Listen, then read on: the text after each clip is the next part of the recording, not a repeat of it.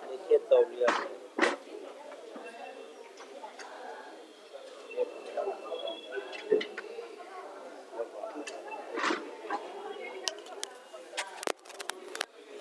लगाइए।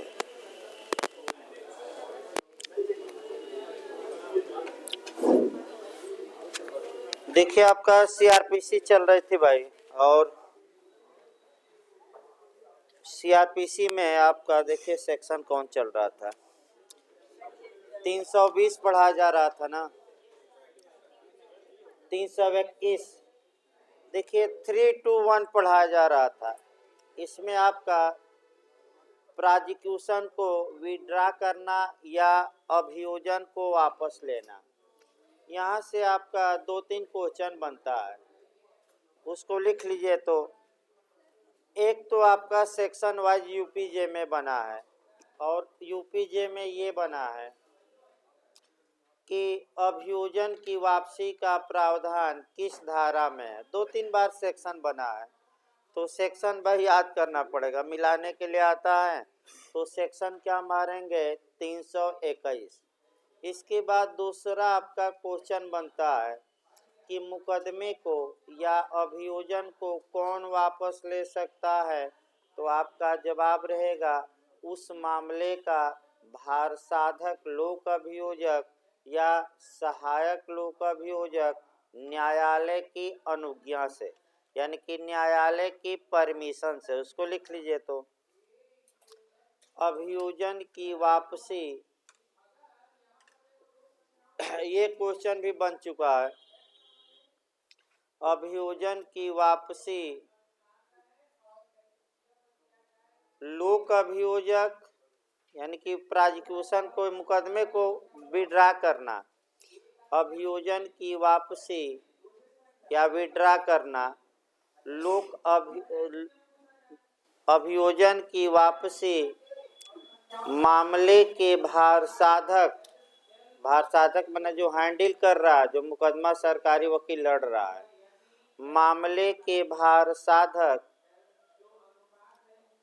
लोक अभियोजक यानी कि पब्लिक प्रोसिक्यूटर, लोक अभियोजक या सहायक लोक अभियोजक यानी कि एपीओ या सहायक लोक अभियोजक द्वारा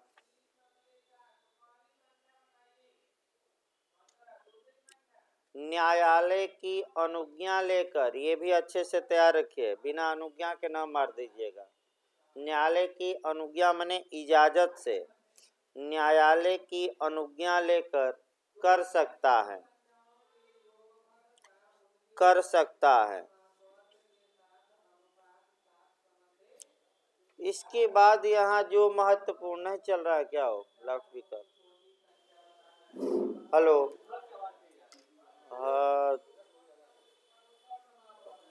एकदम सटा लेते हैं ना ये टीचर, क्या किया जाए, मौसम भी ऐसा है कि आवाज़ गूंजती है।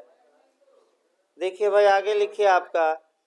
इसके बाद इसमें जो क्वेश्चन बनता है आपका, वह बनता है अभियोजन की वापसी का प्रभाव। ये कई राज्यों में बन चुका है, और इसको जरूर अच्छे से लिखिए भाई आपका। यदि आरोप के निर्माण के पूर्व अभियोजन वापस लिया जाता है, ये भी कई राज्यों में बना है क्वेश्चन। यदि आरोप के निर्माण के पूर्व अभियोजन वापस लिया जाता है,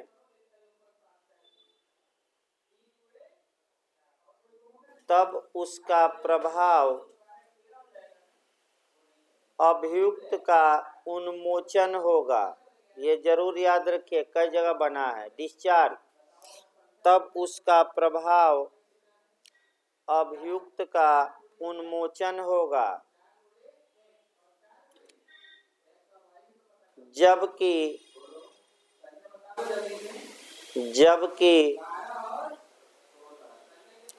यदि अभियोजन की वापसी आरोप निर्माण के बाद की जाती है। जबकि ये काफ़ी क्वेश्चन बना है उत्तराखंड से लेकर हर एक राज्य में। जबकि यदि अभियोजन की वापसी आरोप निर्माण के बाद की जाती है तब उसका प्रभाव अभियुक्त की दोष मुक्ति होगी। तब उसका प्रभाव अभियुक्त की दोष मुक्ति होगी, एक्विटल होगा। इसके बाद से आपका जो क्वेश्चन इधर बनता है आपका 326 से 327 से क्वेश्चन बनता है। लिखिए 327 न्यायालयों का खुला होना। और छोड़ सकते हैं भाई आपका, माने रेयर केस में बन सकता है क्वेश्चन, इस आपका ये नहीं है, लेकिन आप चाहें तो शॉर्टकट में पढ़ने के लिए थोड़ा छोड़ सकते हैं। लिखिए भाई धारा 327, ये क्वेश्चन आपका ज़्यादा बना है। धारा 327 न्यायालयों का खुला होना, कोर्ट टू बी ओपन।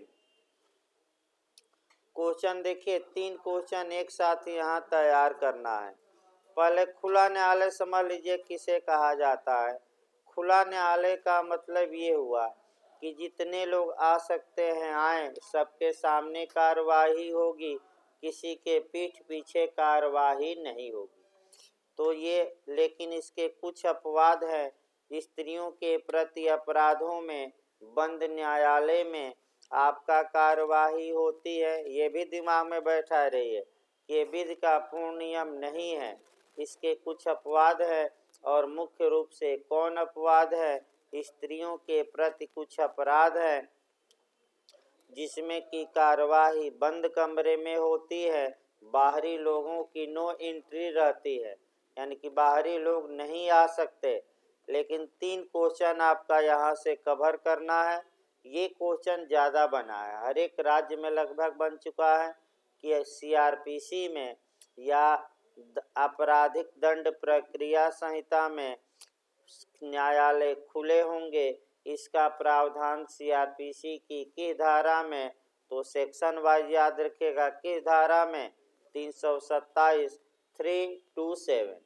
इसी के साथ और लिख लीजिए, कई बार बताया गया है कि सिविल मामलों में सिविल प्रक्रिया संहिता या व्यवहार प्रक्रिया संहिता की धारा 153 बी, कैपिटल बी लिखिएगा, हिंदी में 153 ख कहा जाता है कि सिविल न्यायालय भी क्या होंगे, खुले। कौन सी धारा? सीपीसी की 153 बी, ये लिख लीजिए सीपीसी में। और संविधान में आपका उच्चतम न्यायालय खुला न्यायालय होगा। इसका प्रावधान अनुच्छेद 145 के क्लास 4 में, यानी कि आर्टिकल 145 के क्लास 4 में किया गया है। देखिए जो क्वेश्चन आपका सीपीसी का क्वेश्चन अभी उत्तराखंड में बना, ये सीआरपीसी तो हर एक राज्य में बन चुकी है, एक क्वेश्चन नहीं बना है। हो सकता है अब उस पर बिहार आयोग ध्यान दे और सुप्रीम कोर्ट का कि उच्चतम न्यायालय खुला न्यायालय होगा, ये संविधान में कहाँ है। ये क्वेश्चन अभी बना नहीं है, बन सकता है। किस में है? अनुच्छेद 145 के किस में? क्लास 4। इसके बाद इधर का आपका चैप्टर समाप्त हो गया। अब आइए अपील वाला चैप्टर पहले ख़त्म किया जाए। भाई लिखिए आपका निकालिए, अपील से भी 1 या 2 क्वेश्चन बनते हैं। भाई लिखिए 372 से लेकर 394 तक निकाल लीजिए। भाई अध्याय 29, अध्याय 29 अपील के बारे में प्रावधान है। अपील सेक्शन 372 से लेकर और आपका 394, यहाँ से भी आपका हमें लगता है बिहार में 1 या 2 क्वेश्चन निश्चित बनेगा।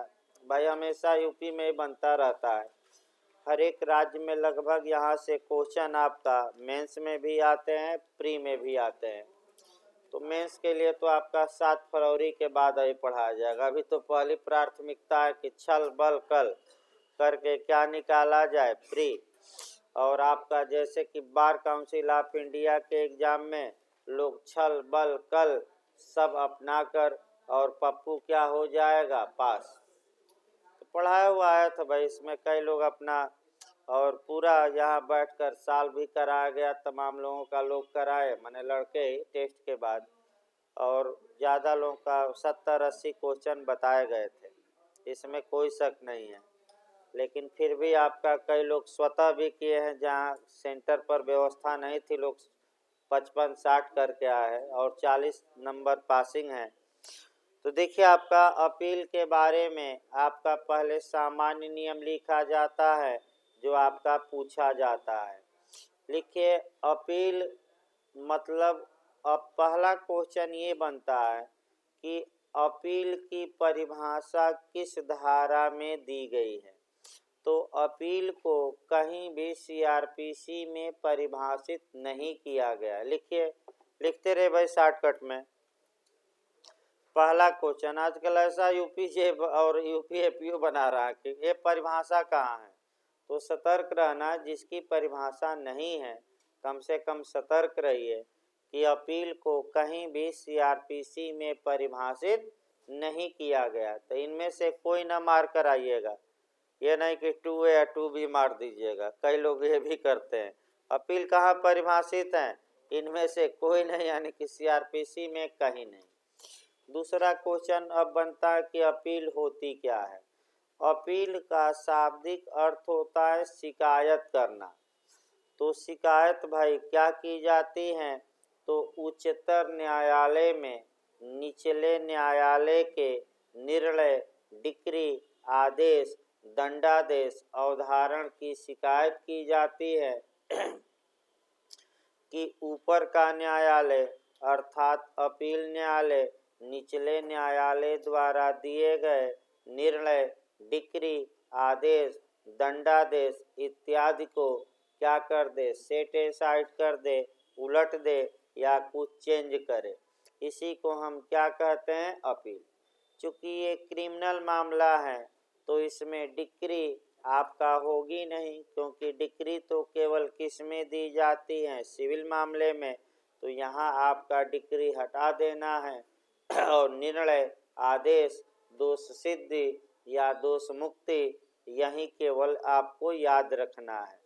तो ये याद रखना, डिक्री शब्द को यहाँ से क्या कर देना है, बाहर। अगला क्वेश्चन, अपील कहाँ की जाती है, अधीनस्थ न्यायालय, समान न्यायालय, ऊपर के न्यायालय, उपर्युक्त सभी। तो अपील सदैव कहाँ होती है, हाँ लिखिए, लिखते रहे भाई। अपील सदैव उच्चतर न्यायालय में होती है। उच्चतम न मार दीजिएगा, हायर कोर्ट लिखवाया जा रहा है, उच्चतर न्यायालय। अगला क्वेश्चन देखिए, हो गया ना हायर कोर्ट। अगला क्वेश्चन बनता है, अपील अंतर्निहित अधिकार है कि विधिक अधिकार है। यानी कि क्या आपको अंतर्निहित या इनहेरेंट पावर मिला है कि कानून ने दिया है अपील का अधिकार, कानून ने दिया है। तो लिखिए, ये भी क्वेश्चन आ चुका है यूपी में। अपील अंतर्निहित अधिकार नहीं है बल्कि विधिक अधिकार है। अब इसका मतलब देखिए, अर्थात किसी मामले में आप अपील तभी कर सकते हैं जब कानून अपील का प्रावधान करता हो। अगर अपील का प्रावधान कानून नहीं करता तो आप अपील नहीं कर सकते। ये आपका सीपीसी में भी है, धारा 96 में स्पष्ट है कि जब तक कि संहिता द्वारा क्या न हो, ये न हो, अपील आप करेंगे कि नहीं। और आपका अभी सीआरपीसी हम शुरू करते हैं तब बताएंगे सेक्शन वाइज। लेकिन एक याद रखिए, अपील का अधिकार इनहेरेंट पावर नहीं है आपका, बल्कि कानून द्वारा प्रदत्त अधिकार है, ये पूछा जा चुका है। अगला क्वेश्चन आपका बनता है कि अपील का अधिकार कब उत्पन्न होता है? आपका निर्णय के समय, कि दोष सिद्धि के समय, कि दोष मुक्ति के समय, कि मुकदमा दायर करते ही उत्पन्न होता है? तो कब उत्पन्न होगा अपील का अधिकार, कब निहित हो जाएगा? नहीं, निर्णय नहीं, यही पॉइंट पकड़ना है। जिस दिन मुकदमा या प्रोसिक्यूशन संस्थित किया गया उसी दिन अपील अगर उस मामले में की जा सकती है तो आपको अपील का राइट मिल गया। बाद में संशोधन करके कानून में आपका अपील का अधिकार छीना नहीं जा सकता। हाँ, नए मामलों में छीना जा सकता है लेकिन पुराने में नहीं। ये नियम याद रखिए। लिखिए एक लाइन, अपील का अधिकार पक्षकारों में उस तारीख को निहित हो जाता है जिस दिन अभियोजन दायर होता है। निर्णय न मार दीजिएगा, मुकदमा दायर के दिन से। ये भी आपका पूछा है सीपीसी में जाकर, तो सीआरपीसी में भी वही नियम चलेगा, अलग थोड़े हैं। तो अपील का अधिकार किस तारीख को वेस्टेड हो जाता है, निहित हो जाता है? जिस तारीख को क्या दायर किया गया, शॉर्टकट में लिखिए मुकदमा। परिवाद किया गया तो परिवाद, एफआईआर किया गया तो एफआईआर, एनसीआर है तो जिस तारीख को आप क्या किए हैं, एनसीआर। अगर उस तारीख को उस मामले में अपील का प्रावधान था तो संसद बाद में आपके अपील के अधिकार को छीन नहीं सकती, इसीलिए सेविंग की जाती है।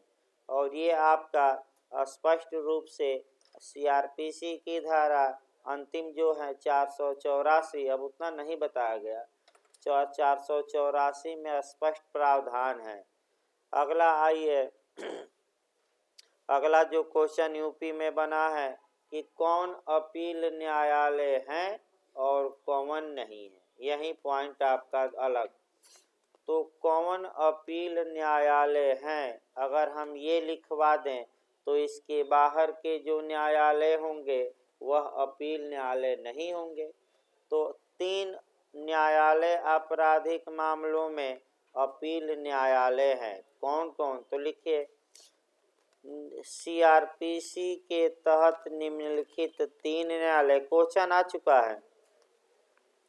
सीआरपीसी के तहत निम्नलिखित 3 न्यायालय अपील न्यायालय हैं। अब कौन कौन 3 न्यायालय हैं?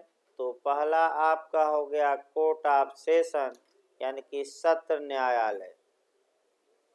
एमपी में शुद्ध नाम पूछा गया था, तो भाई शुद्ध नाम इंग्लिश में देखिएगा कोर्ट ऑफ सेशन, और हिंदी वर्जन देखिएगा तो सत्र न्यायालय। सेशन कोर्ट ना मार दीजिएगा फिर मैं बता दूं, शुद्ध नाम भी याद रखना है, क्योंकि बार काउंसिल ऑफ इंडिया के एग्ज़ाम में जो शुद्ध हिंदी नेट पर दी जाती हैं तो सब वह हिंदी में उसी को उतार लेते हैं। और देखिए क्या क्या लिखा, मैंने एक से एक शब्द लिखा था, इसीलिए मैं बार बार कह रहा हूँ कि एक बार जब भी आपको हिंदी ना आए आप इंग्लिश वर्जन ज़रूर देखिए। जैसे कि रेजिस्टे हो गया तो उसको लिखिए लेन देन, और जबकि एक ही समव्यवहार का भाग हम बताते हैं, और इंग्लिश में क्या बताते हैं, रेजिस्टे। लेकिन आपका यूपीएपीओ ने बनाया तथ्य और कार्य का सिद्धांत, लेकिन आगे लिखा था कोष्ट में क्या, यूपीएपीओ ने लिखा था आगे, लेकिन बार काउंसिल ने नहीं लिखा कि लेन देन का मतलब आप लिख करके नहीं लिखा।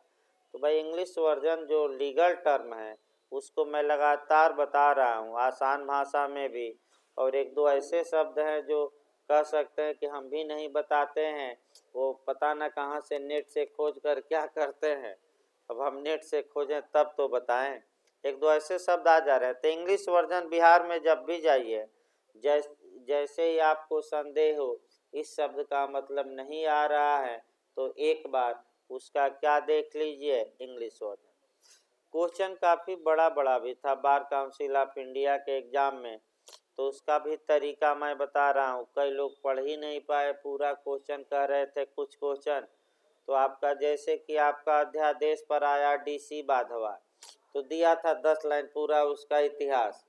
तो जैसे देखा जाए कि ये तो अध्यादेश को अवैधता की बात करता है, तो तुरंत याद रखिए कौन सा केस, डीसी बाधवा। तो वैसे ही कुछ रटना पड़ेगा, पूरा कभी काल हो सकता है कि आप क्वेश्चन न पढ़ पाए। देखिए आपका अपील कौन कौन न्यायालय में हो सकती है, ये बन चुका है 2-3 राज्यों में, गलत न हो। 3 न्यायालय अपील न्यायालय है। पहला कौन सा हो गया, कोर्ट ऑफ सेशन, दूसरा आपका उच्च न्यायालय, और तीसरा उच्चतम न्यायालय, यानी कि दूसरा हाई कोर्ट और तीसरा कौन सा, सुप्रीम कोर्ट। उपर्युक्त सभी मार कर आइएगा। अब देखिए मॉडल भी हमें चलते रहना है, लिख लेना, हाई कोर्ट, सुप्रीम कोर्ट और तीसरा कौन, कोर्ट ऑफ सेशन। मॉडल ये बना है कि निम्नलिखित में से कौन सा न्यायालय अपील न्यायालय नहीं है। दिया है मुख्य न्यायिक मजिस्ट्रेट, सत्र न्यायालय, उच्च न्यायालय, इनमें से कोई नहीं। तो बताइए जो मैं मॉडल बताया कौन अपील न्यायालय नहीं है, मुख्य न्यायिक मजिस्ट्रेट अपील न्यायालय नहीं है, सहायक सत्र न्यायाधीश दे दे वो भी नहीं है, प्रथम वर्ग न्यायिक मजिस्ट्रेट दे दे वो भी नहीं है। केवल 3 मार कर आइएगा, इसमें से खोजना पड़ेगा। सकारात्मक दे तो उपर्युक्त सभी, और नकारात्मक दे तब तो भाई आपका 3 के बाद जो भी कोर्ट आए उसको मारना है कि अपील न्यायालय नहीं। आइए अब डायरेक्ट अब 29 से शुरू किया जाए, कहाँ से क्वेश्चन बनता है, क्वेश्चन का मॉडल देखिए भाई। हाँ तब क्या, सीआरपीसी में अभी बताया जाएगा ना, अनुच्छेद धारा बताई जाएगी। देखिए भाई आपका फिर बता दिया जाए, उच्च न्यायालय और आपका उच्चतम न्यायालय, ये सीआरपीसी में भी इसके बारे में प्रावधान है और संविधान में भी। तो जब हम बताएंगे तो कम से कम अनुच्छेद क्या करेंगे, उसको लिखवा देंगे। सुप्रीम कोर्ट के लिए ज़्यादा, तो आपका सीआरपीसी में भी है और कहाँ, संविधान में भी, उसको हम लिखवा देंगे एक एक अनुच्छेद, एक एक लाइन बस। देखिए अनुच्छेद 300 धारा 372, देखिए भाई, जब तक अन्यथा उपबंधित न हो किसी अपील का न होना। तो इसका मतलब ये हुआ कि जब तक कानून में किस अपील का प्रावधान न हो आप अपील नहीं कर सकते। इसका मतलब ये हुआ कि अपील का अधिकार विधि द्वारा सृजित होता है, आपका अंतर्निहित अधिकार नहीं है कि हर एक मामले में आप अपील करिए। तो कौन सी धारा बताती है कि अपील का अधिकार कानून द्वारा सृजित होता है, तो कौन सी धारा आप बताएंगे, धारा 372। स्पष्ट कहा गया है कि जब तक कि सीआरपीसी में हाँ एक और क्वेश्चन बनता है तब शुरू किया जाए, क्या अपील के बारे में यह अध्याय पूर्ण प्रावधान करता है, तो आपका जवाब रहेगा नहीं। अन्य जगहों पर भी कुछ ऐसे मामले हैं जहां की अपीलें हो सकती हैं, उसको लिखिए भाई, वो पूछा जाता है, यूपी जे और एपीओ में आ चुका है, लिखिए। तो उसके बाद सेक्शन वाइज चला जाएगा, लिखिए। अध्याय 29 अपील के बारे में पूर्ण प्रावधान नहीं करता। अलग से लिख लीजिए, ये बन चुका है क्वेश्चन कि अपील कहाँ कहाँ, इंटरव्यू में भी, अब प्री में भी बना है। लिखिए अध्याय 29 अपील के बारे में पूर्ण प्रावधान नहीं करता। लिखिए सीआरपीसी के निम्नलिखित धाराओं में भी, सीआरपीसी की निम्नलिखित धाराओं में भी अपील का प्रावधान है। वही सेक्शन याद करके जाना पड़ेगा और कोई उपाय नहीं है।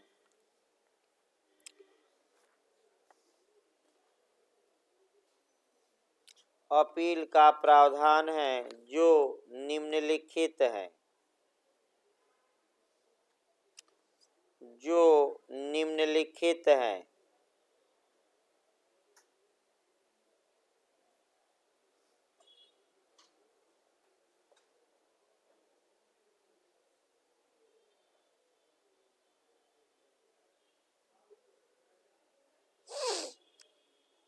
इधर आपका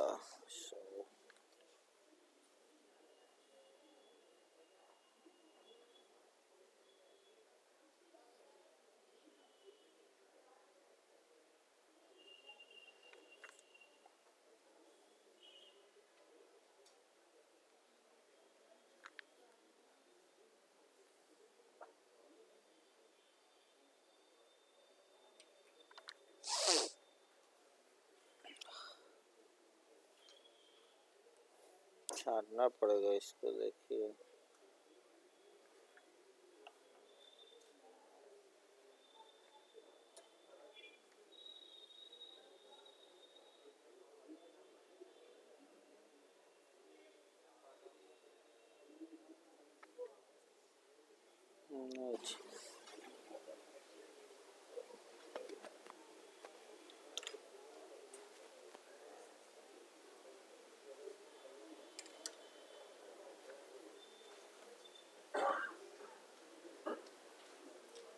लिखिए, इसको छांट लेते हैं भाई थोड़ी देर में, इसको छांटना पड़ेगा, हमें भी याद नहीं आ रहा है। अगला देखिए आपका, अभी लास्ट में रेस्ट होगा तो छांटना पड़ेगा इसको, ऐसे नहीं होगा। देखिए आगे भाई आपका एक अगला ये आपका 372 देखा जाए भाई। आपका 372 में बस एक है कि जब तक अन्यथा उपबंधित न हो किसी अपील का न होना, यानी कि जब तक कानून किसी मामले को अपीलीय न बनाया हो, आपको अधिकार नहीं होगा कि आप उस मामले में क्या कर सके, अपील। इसका मतलब ये हुआ।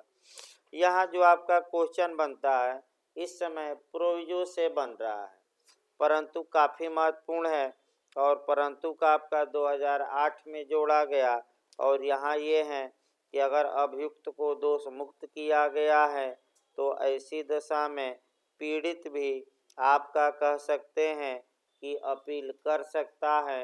यानी कि राज्य सरकार अपील नहीं करती थी तो इसलिए पीड़ित को रखा गया कि पीड़ित भी क्या कर सकता है, अपील, कि ये दोष मुक्ति या एक्विटल आपका गलत है। तो बस अंडरलाइन कर ली। इसके बाद आइए 373, परिशांति कायम रखने या सदाचार के लिए प्रतिभूत अपेक्षित करने वाले या प्रतिभूत स्वीकार करने वाले या अस्वीकार करने वाले आदेश से अपील। तो यानी कि इसका मतलब ये हुआ कि 107 से लेकर 110 तक में जो गारंटी मांगी जाती है तो ऐसी दशा में उसमें अपील कहाँ होगी, गारंटी मांगी गई या आपका गारंटर ज़्यादा मांग लिए गए। तो बस एक लाइन जानना है कि 107 से लेकर और 110 तक में जो प्रत्याभूति मांगी जाती है उसकी अपील की जा सकती है। और अपील आपका कह सकते हैं कहाँ होगी, तो डीएम के पास, कि कोर्ट ऑफ सेशन के पास, कि हाई कोर्ट, की सुप्रीम कोर्ट। एक लाइन में बस बनता है, तो किसके पास होगी, कोर्ट ऑफ सेशन या सत्र न्यायालय। बस एक लाइन बस आपका क्वेश्चन बना लेना है, ज़्यादा ना पढ़े। किसके समक्ष होगी, तो लिख लीजिए परिशांत, लिखेंगे तो लिख लीजिए परिशांत या सदाचार के लिए अपील, मैंने मांगने पर शॉर्टकट में लिखवा रहे हैं। पीस या गुड बिहेव के लिए जो गारंटी या प्रत्याभूत या सियोटी मांगी गई है उसकी अपील कहाँ होगी, तो आपका एक लाइन का जवाब होना चाहिए कोर्ट ऑफ सेशन यानी कि सत्र न्यायालय। ये पूछा जा चुका है, अंडरलाइन कर लीजिएगा। आइए 374 से भी क्वेश्चन बनता है, थोड़ा कठिन प्रावधान है भाई, इसीलिए लास्ट में सब चल रहा है। 374 से भी क्वेश्चन बनता है, अपील फ्रॉम कन्विक्शन यानी कि दोष सिद्धि से अपील। देखिए आपका यहाँ से क्वेश्चन बनता है, यहाँ से आपको बिल्कुल सतर्क रहना है अंदर से पढ़ते समय। और हम एक नियम लिखवाएंगे और बेरेक की भाषा भी तोड़ रहे हैं। एक लाइन देखिए, कोई व्यक्ति जो उच्च न्यायालय द्वारा असाधारण आरंभिक दांडिक अधिकारता के प्रयोग में किए गए विचारण में दोष सिद्ध किया गया है उच्चतम न्यायालय में अपील कर सकता है। यानी कि 374 ये बताती है कि अगर हाई कोर्ट ने स्वयं विचारण किया और किसी अभियुक्त को क्या किया है, दंड दिया है, अपील में नहीं विचारण में, तो ऐसी दशा में हाई कोर्ट के निर्णय अगर दोष सिद्ध किया है तो उस दोष सिद्धि के विरुद्ध अभियुक्त कहाँ अपील कर सकता है? Supreme court. तो पहला ही मिल गया कि क्या सुप्रीम कोर्ट में अपील का प्रावधान सीआरपीसी में है कि नहीं है। ये कब नियम लागू होगा? हाई कोर्ट ने अपील में दोष सिद्ध किया हो कि आरंभिक अधिकारता ओरिजिनल जुरिडिक्शन में, ओरिजिनल सतर्क रहना है, ये नहीं कि आपका ये ओरिजिनल जुरिडिक्शन मतलब कि शुरुआती दौर में ही मुकदमा हाई कोर्ट पहुंचा, हाई कोर्ट ने स्वतः उसका ट्रायल किया और ट्रायल करके अभियुक्त को क्या कर दिया? दोष सिद्धि। अब तुरंत यूपीजे का क्वेश्चन उच्च न्यायालय के विचारण के लिए प्रक्रिया की धारा में, तो 474 आपका यूपीजे में आ चुका है कि किस धारा में प्रक्रिया दी गई है हाई कोर्ट के विचारण की? 474। कौन सा विचारण की प्रक्रिया अपनाएगा? जो कोर्ट ऑफ सेशन अपनाता है। बताया गया था, ये लिखवाया भी गया था 2 लाइन। थोड़ा जिनको देना है वे लोग तो अच्छे से भाई याद करें। इसके बाद देखिए भाई आपका ये दूसरा, कुछ भी हर एक से भी पढ़ना पड़ेगा भाई, हर एक चीज लिखवाई नहीं जा सकती, मेन चीजें ही हम लिखवाएंगे। दूसरा खंड देखिए, कोई व्यक्ति जो सत्र न्यायालय या अपर सत्र न्यायाधीश द्वारा किए गए विचारण में या किसी अन्य न्यायालय द्वारा किए गए विचारण में दोष सिद्ध किया जाता है, जिसमें 7 वर्ष से अधिक के कारावास का दंडादेश कह सकते हैं कि दिया गया है, तो वह कहाँ अपील कर सकता है? तो उच्च न्यायालय में। यही पॉइंट आपको बना लेना है। लिखिए, 2 खंड बनाइए, तो 2 खंड बना लीजिए, यही क्वेश्चन आपका गलत होता है।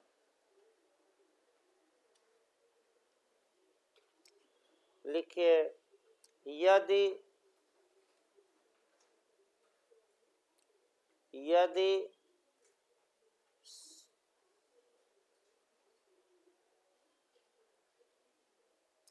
यदि सत्र न्यायालय, यदि निचले न्यायालय ने, ऐसे लिखिए, यदि निचले न्यायालय ने 7 वर्ष से अधिक के कारावास का दंड दिया हो, नियम याद रखिए, 7 वर्ष से अधिक का कारावास का दंड दिया हो, तब इसकी अपील उच्च न्यायालय में होगी। तो इसकी अपील कहाँ होगी? उच्च न्यायालय। और अगर 7 वर्ष या 7 वर्ष से कम का दंड दिया गया है तो कोर्ट ऑफ सेशन। पहला नियम याद रहे, यही क्वेश्चन गलत होता है। 7 वर्ष से अधिक सजा तो अपील कहाँ होगी? हाई कोर्ट, याद रखिएगा। और दूसरा नियम लिखना है कि 7 वर्ष या 7 वर्ष से कम का दंड है तो अपील कहाँ होगी? आपका कोर्ट ऑफ सेशन। ये पहला नियम दिमाग में बैठा लेना है, 7 साल का। दूसरा नियम देखिए, दूसरा नियम आपको ये बनाना है कि सत्र न्यायालय या अपर सत्र न्यायालय चाहे जो भी दंडादेश देंगे, इसकी अपील सदैव हाई कोर्ट में होगी।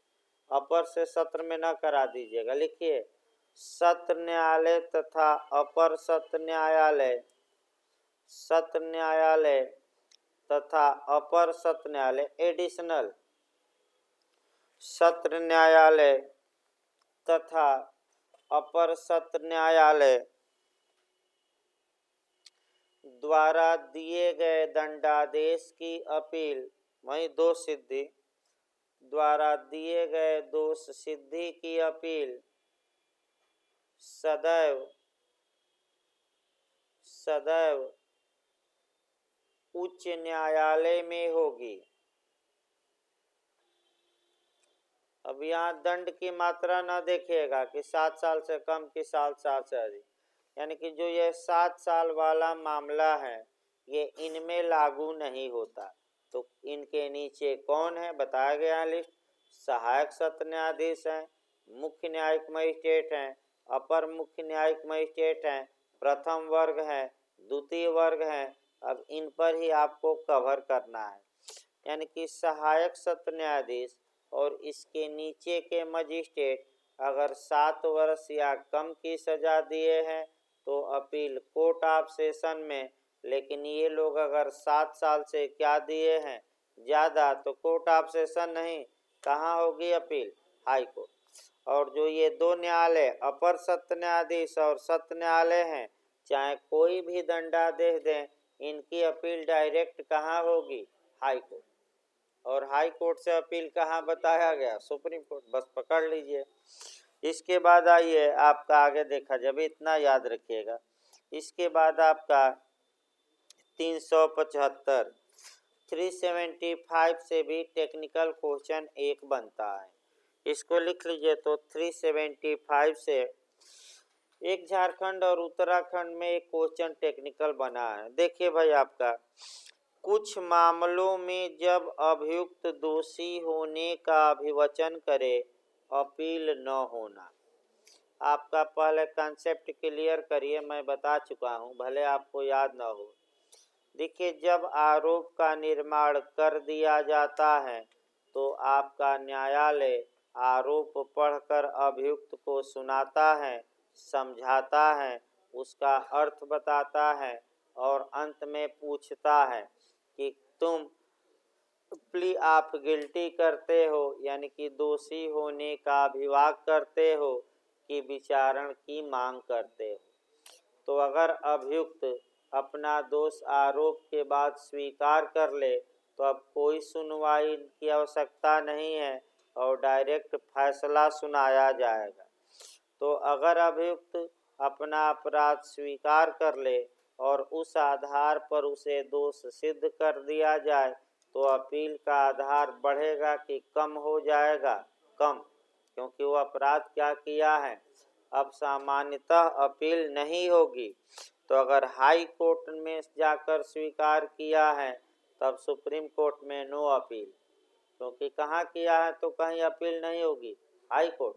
और निचले न्यायालय में अगर स्वीकार किया है तो अपील के सामान्यतः नहीं होगी, सिवाय, तो सिवाय मतलब कि 2 अपवाद हैं जिन आधारों पर अपील हो सकती है और वहीं पूछा जाता है। मैं बताया भी था, पहला दंड की वैधता और दूसरा दंड के परिणाम। कौन कौन 2 आधार हैं, दंड की वैधता और दंड का क्या परिणाम। फिर एक बार इसको कवर करिए, बहुत अच्छा क्वेश्चन झारखंड उत्तराखंड में बना है। अगर कोई अभियुक्त उच्च न्यायालय के समक्ष अपना अपराध स्वीकार कर लेता है और उच्च न्यायालय दोष सिद्ध करता है तो अब सुप्रीम कोर्ट में अपील नहीं होगी। लेकिन निचले न्यायालय में करता है अभियुक्त कन्फेशन या अपना आरोप के बाद तो ऐसी दशा में अपील नहीं होगी। लेकिन केवल किस आधार पर होगी, 2 आधार पर, समानता नहीं होगी। लेकिन इसके 2 अपवाद हैं जहाँ की अपील हो सकेगी और दोनों आधार याद रखिए कौन कौन। पहला आपका है, कह सकते हैं, दंड की वैधता और दूसरा किस आधार पर, दंड के परिणाम, माने ज़्यादा दंड दे दिया गया। लिखिए भाई, आपका 375 से अच्छा क्वेश्चन बनता है। लिखिए, हेडिंग डालिए, कुछ मामलों में जब अभियुक्त दोषी होने का अभिवचन करे, प्ली करे, कुछ मामलों में जब अभियुक्त दोषी होने का अभिवचन करे अपील न होना, अपील न होना। 2 लाइन बनाइए, क्वेश्चन यहाँ पूछा गया है। लिखिए, पहला, यदि दोष सिद्धि उच्च न्यायालय द्वारा की गई है तो कोई अपील नहीं होगी। यदि दोष सिद्धि उच्च न्यायालय द्वारा की गई है तो कोई अपील नहीं होगी, माने सुप्रीम कोर्ट में अपील नहीं होगी। इसका मतलब ये हुआ कोई अपील नहीं होगी।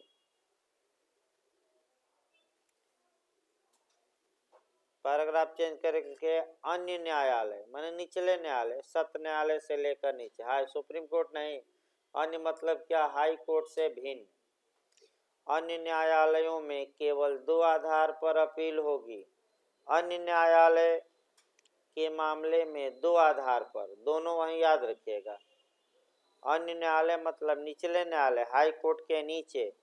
तो अन्य न्यायालय में आपका 2 याद रखना है कि कब अपील हो सकेगी। तो अन्य न्यायालय द्वारा दोष सिद्धि के मामले में लिखिए, फर्स्ट लिख लीजिए दंड की वैधता और सेकंड दंड के परिणाम पर अपील हो सकेगी। ये क्वेश्चन बहुत अच्छा बनता है, बना भी है। दंड की वैधता और दूसरा कौन, दंड के परिणाम। भाई गलत ना हो, ये टेक्निकल क्वेश्चन है, सब लोगों के बस की बात नहीं है, हम बता दें भाई। इसीलिए लोग आ रहे हैं कि सर कुछ टेक्निकल क्वेश्चन लास्ट में बताते हैं, और निश्चित रूप से आपका फायदा मिलेगा, इसमें कोई शक नहीं है। अगला ये 376 से भी एक क्वेश्चन बनता है भाई, यहाँ भी बहुत ऐसा घुमावदार बनता है कि आप भ्रम में आ जाएंगे। तो अगर चाहते हैं कि बिहार में भाई गलत न हो तो ये सब धाराएं याद करनी पड़ेंगी। भले धारा न याद हो लेकिन प्रावधान तो भाई दिमाग में बैठाना ही पड़ेगा, और कोई उपाय नहीं है इसका। लिखिए 376 आपका छोटे मामलों में यानी कि पेटी केसेज में अपील न होना। पेटी केसेज छोटे मामले, तो चलिए आप लोग पहले छोटे मामले 206 से कवर किया जाए। सीआरपीसी की धारा 206 में छोटे मामलों का उल्लेख है, अपील में नहीं, अलग हम बता रहे हैं, अपील से न जोड़ लीजिएगा। जिसमें कि आपका पूछा भी गया था कि पेटी ऑफेंस में कैसा समन जारी किया जाता है, विशेष या स्पेशल, और छोटे मामले कौन होंगे जिसमें केवल जुर्माने का दंड हो, और जुर्माने की रकम मैं कई बार बता चुका हूँ 1000 से अधिक हो कि कम हो, कम। पहले ये रकम कितनी थी, 100 रुपया, और अचानक कितना बढ़ाया गया, 1000। ये कई बार आए यूपी में। और 205 आपका बताया भी गया था, अभी गया था बार काउंसिल में आपका कि पर्सनल अपीयरेंस से या व्यक्तिगत हाजिरी से अभियुक्त को क्या दी जा सकती है, छूट। तो कौन सी धारा आपका 205। इसके बाद आइए छोटे मामलों में आगे अपील नहीं होगी, और आपका बेयर एक्ट कवर करिए। और बेयर एक्ट के अलावा जो टेक्निकल क्वेश्चन आता है उसको मैं एक लाइन लिखवाऊंगा, बेयर एक्ट से भाई पढ़ना है। देखिए धारा 374 में किसी बात के होते हुए भी दोष सिद्ध व्यक्ति द्वारा कोई अपील निम्नलिखित में से किसी मामले में न होगी, अर्थात किन किन मामलों में अपील रोक दी गई है कानून द्वारा। पहला है जहां उच्च न्यायालय केवल 6 माह से अनधिक की अवधि के लिए कारावास का या 1000 रुपये से अनधिक जुर्माने का या दोनों का दंड देता है, यानी कि उच्च न्यायालय 6 माह या 6 माह से कम की सजा या जुर्माना कितना, अधिकतम 1000 या उससे कम का जुर्माना या दोनों का दंड दिया है, तो क्या सुप्रीम कोर्ट में अपील होगी कि नहीं होगी, नहीं होगी। तो हाई कोर्ट बस एक लाइन, हाई कोर्ट कितना दंड दिया हो तो अपील नहीं होगी, 6 माह या 1000 रुपया जुर्माना या दोनों, माना अधिकतम 6 माह तक, कम से कम तो इसके नीचे आ ही जाएगा। दूसरा नियम जहां सत्र न्यायालय या महानगर मजिस्ट्रेट ये जो मेट्रोपॉलिटन मजिस्ट्रेट है यहीं आपका पूछा जाता है, अंडरलाइन करिए बैरक पर। जहां सत्र न्यायालय या महानगर मजिस्ट्रेट केवल 3 माह से अनधिक की अवधि के लिए कारावास या 200 रुपया जुर्माना या दोनों। यानी कि देखिए महानगर मजिस्ट्रेट सत्र न्यायालय के यहाँ बराबर कर दिया गया। यही पूछा भी जाता है कि अगर कोर्ट ऑफ सेशन या मेट्रोपॉलिटन मजिस्ट्रेट अधिकतम 3 मास तक का कारावास या 200 रुपया जुर्माने तक का दंड या दोनों दिया है, तो 3 मास से अनधिक का मतलब या तो 3 महीना या उससे कम, और 200 रुपये से अनधिक का मतलब क्या हुआ, या तो 200 रुपया या उससे कम। किसने दंड दिया हो तो आगे अपील नहीं होगी, कोर्ट ऑफ सेशन और कौन, मेट्रोपॉलिटन पकड़िए, यही आपका गलत होगा, क्योंकि लोग यहीं भ्रम में आ जाएंगे कि तो छोटा मजिस्ट्रेट हैं लेकिन अपील नहीं होगी में सत्र न्यायालय के बराबर रखा गया है। यही पूछा जाता, अंडरलाइन कर लीजिएगा। जहां प्रथम, तीसरा देखिए, जहां प्रथम वर्ग न्यायिक मजिस्ट्रेट 100 रुपये से अनधिक का जुर्माना, ये भी बहुत पूछा गया है कि प्रथम वर्ग न्यायिक मजिस्ट्रेट कितनी सजा दिया हो, तो 100 रुपये से अनधिक का जुर्माना यानी कि 100 रुपया या 100 रुपया से कम का जुर्माना दिया हो, तब कोर्ट ऑफ सेशन में कोई अपील नहीं होगी, और यहीं आपका अलग से लिखना है। देखिए किसका उल्लेख यहाँ नहीं है वो देखना है, सीजीएम, यानी कि आप देखिए कि प्रथम वर्ग न्यायिक मजिस्ट्रेट का तो नाम दे दिया गया, लेकिन एक नाम मिस है, आपको दिमाग में अस्थिर करना पड़ेगा, कौन सा, मुख्य न्यायिक मजिस्ट्रेट। अब जो नया मॉडल बन रहा है मुख्य न्यायिक मजिस्ट्रेट पर बन रहा है, और बार काउंसिल के एग्जाम में जैसे लोग बेयर एक्ट अलाउ हैं, ले जाइए किताब, बेयर एक्ट किताब पूरा पोथी पथन्ना 2 बैग भर कर ले गए और पूछ लिया सीजीएम अगर कितना से अनधिक दंड देता है, तो ऐसी दशा में अपील कोर्ट ऑफ सेशन में या आगे अपील नहीं होगी, तो बेयर एक्ट में थोड़ा खोदते रहे, 375 खूब खोज रहे हैं, और ये कह रहे हैं कि यहाँ तो कोर्ट ऑफ, यहाँ तो सीजीएम लिखा ही नहीं, अब क्या करें, तो अब क्या करें भाई, इसीलिए तो लोग यहाँ आ रहे हैं कि मनोज सर बताएंगे, नहीं तो घर पर बेयर एक्ट नहीं लिखा है, क्यों आ रहे हैं भाई, इसीलिए तो आ रहे हैं कि कुछ अपना टेक्निकल क्वेश्चन आप नहीं पकड़ पा रहे हैं, वहीं हम बता रहे हैं, और आपका 100 रुपया मार कर आइएगा। अगर मुख्य, इसको लिखिए, बेयर एक्ट में नहीं है भाई, ये देखिए अपने मन से नहीं बताया जा रहा है। झारखंड ने, उत्तराखंड ने, एमपी ने जो साल्व विवाद था, तीनों राज्यों ने जो साल्व निकाला उसको प्रथम वर्ग के बराबर ही रखा, और ये माना कि अगर मुख्य न्यायिक मजिस्ट्रेट 100 रुपये से अनधिक, अनधिक माने अधिक नहीं, का जुर्माना का दंड देते हैं, तो आगे अपील नहीं होगी। लिखिए, इसको अलग से लिखिए, है नहीं बेयर एक्ट में। यदि मुख्य न्यायिक मजिस्ट्रेट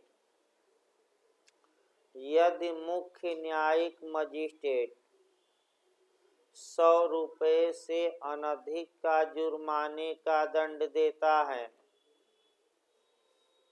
तब उसकी आगे अपील नहीं होगी। इस समय का क्वेश्चन है ये, वर्तमान समय का, और महानगर मजिस्ट्रेट भी सतर्क रहना है, ये नहीं कि उसको छोड़ देना है, वो तो बेयर एक्ट में है ही।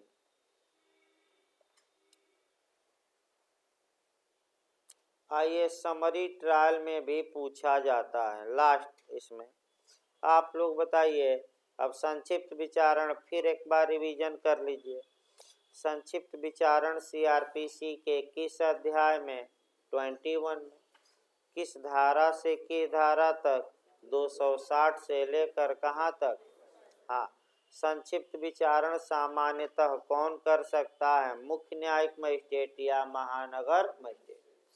प्रथम वर्ग और द्वितीय वर्ग न्यायिक मजिस्ट्रेट किसके द्वारा प्राधिकृत करने पर समरी ट्रायल कर सकते हैं, हाई कोर्ट।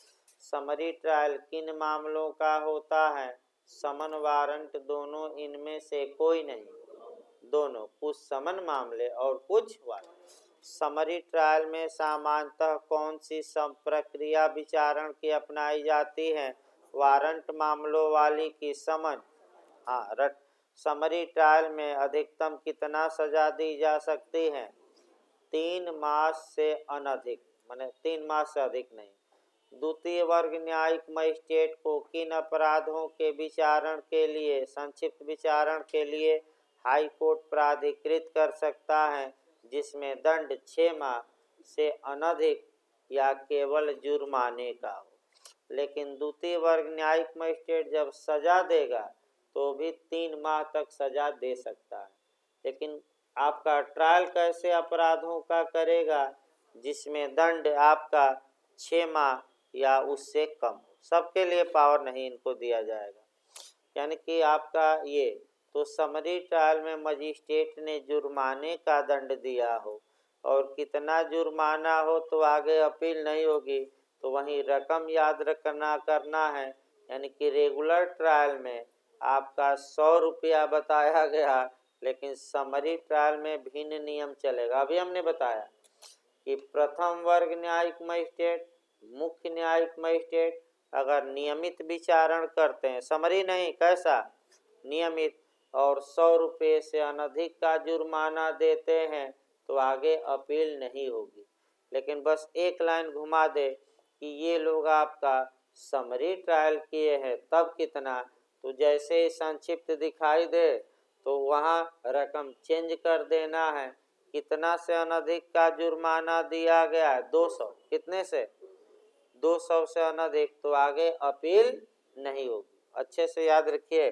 अगला देखिए आपका 376 के बाद आपका आ जाइए 377, राज्य सरकार द्वारा दंडादेश के विरुद्ध अपील।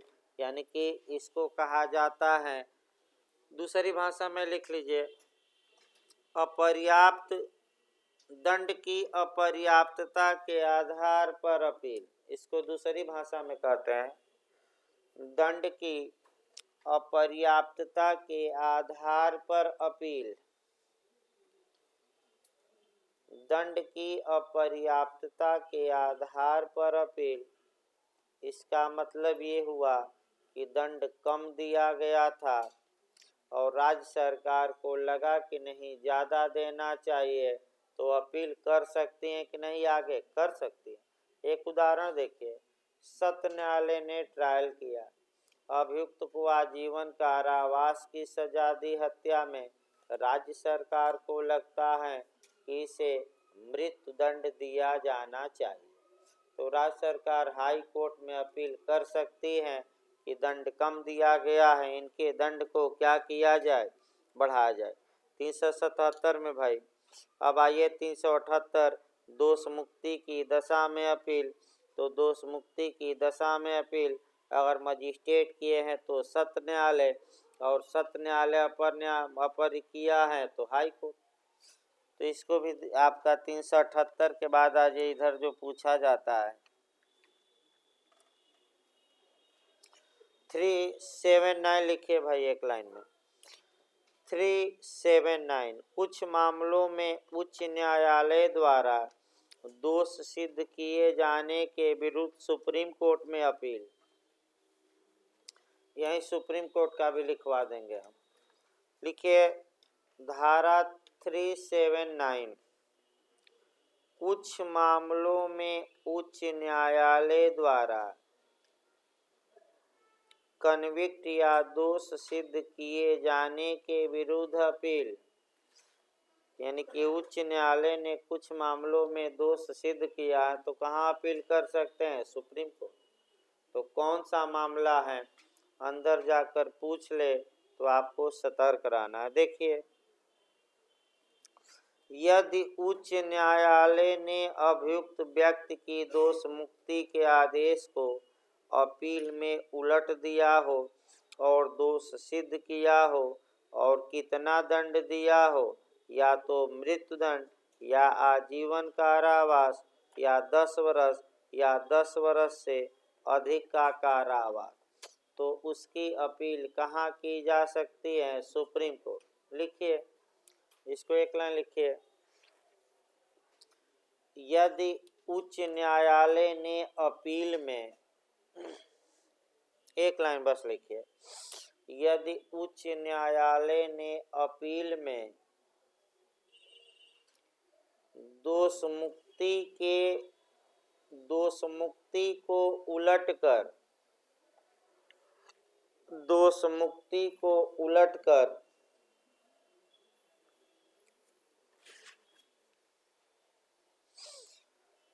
दोष सिद्ध किया हो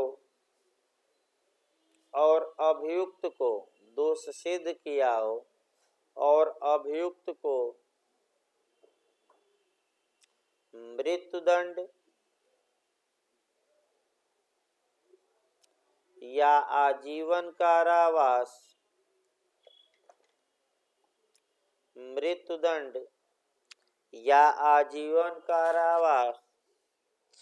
या 10 वर्ष का कारावास या 10 वर्ष से अधिक का, 10 वर्ष वाला भी अटैक करना है, 10 वर्ष का भी है तब भी ये नियम लागू होगा। 10 वर्ष का कारावास या 10 वर्ष से अधिक का कारावास दिया हो। चारों याद रखिएगा, फिर एक बार बता दिया जाए क्या क्या सजा दिया हो। डेथ सेंटेंस, लाइफ इम्प्रिजमेंट या आपका इम्प्रिजमेंट यानी कि कारावास, या कितने का कारावास, 10 साल या 10 वर्ष से क्या एबव। तब हम कहाँ अपील हाई कोर्ट के बाद करेंगे? Supreme court. कहाँ अपील होगी? Supreme court. इसके बाद आपका बिहार इधर से, फिर एमपी तो इधर से क्वेश्चन बनाता है भाई, लेकिन आप बिहार के लिए इधर से छोड़ सकते हैं। आपका बिहार के लिए आ जाए डायरेक्ट अब सेक्शन, इसमें अपील में 386 अपील न्यायालय की शक्तियां। अपील न्यायालय की शक्तियां कहाँ दी गई हैं, यानी कि power of the appellate court. Appeal न्यायालय की शक्तियां 386 पूछा जाता है। अपील न्यायालय क्या कर सकता है? सब कुछ कर सकता है। बस एक लाइन में, दंड को बढ़ा सकता है, घटा सकता है, आपका दंड उलट सकता है। सब भाई अभियुक्त को दोष मुक्त है तो दोष सिद्ध कर सकता है, दोष सिद्ध है तो दोष मुक्त कर सकता है, ट्रायल को रद्द कर सकता है, निचले न्यायालय को रिमांड भेज सकता है कि पुनः एक बार नए सिरे से क्या करिए, विचारण करिए, सब कुछ कर सकता है। लेकिन एक लाइन जो आपको पढ़ना है वह ये पढ़ना है कि मैंने अपील न्यायालय क्या कर सकता है। तो भाई सब कुछ कर सकता है, उलट सकता है, रिमांड कर सकता है, दंडादेश बढ़ा सकता है, घटा सकता है, रद्द कर दे, जो भी आए उपर्युक्त सभी मार्क कराइए। इसमें पढ़ना नहीं है ज़्यादा। आगे देखिए आपका, इसके बाद आपका जो पूछा जाता है 389 ज़्यादा पूछा जाता है। अपील लंबित रहने तक दंडादेश का निलंबन।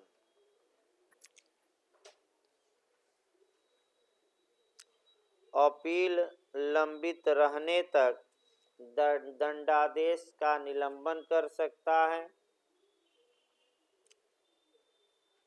यानी कि जब अपील की जाती है तो अपील न्यायालय ये कह सकता है, आदेश दे सकता है कि जब तक अपील लंबित है, विवेकाधिकार है भाई, जब तक अपील लंबित है तब तक यह जेल से बाहर रहेंगे।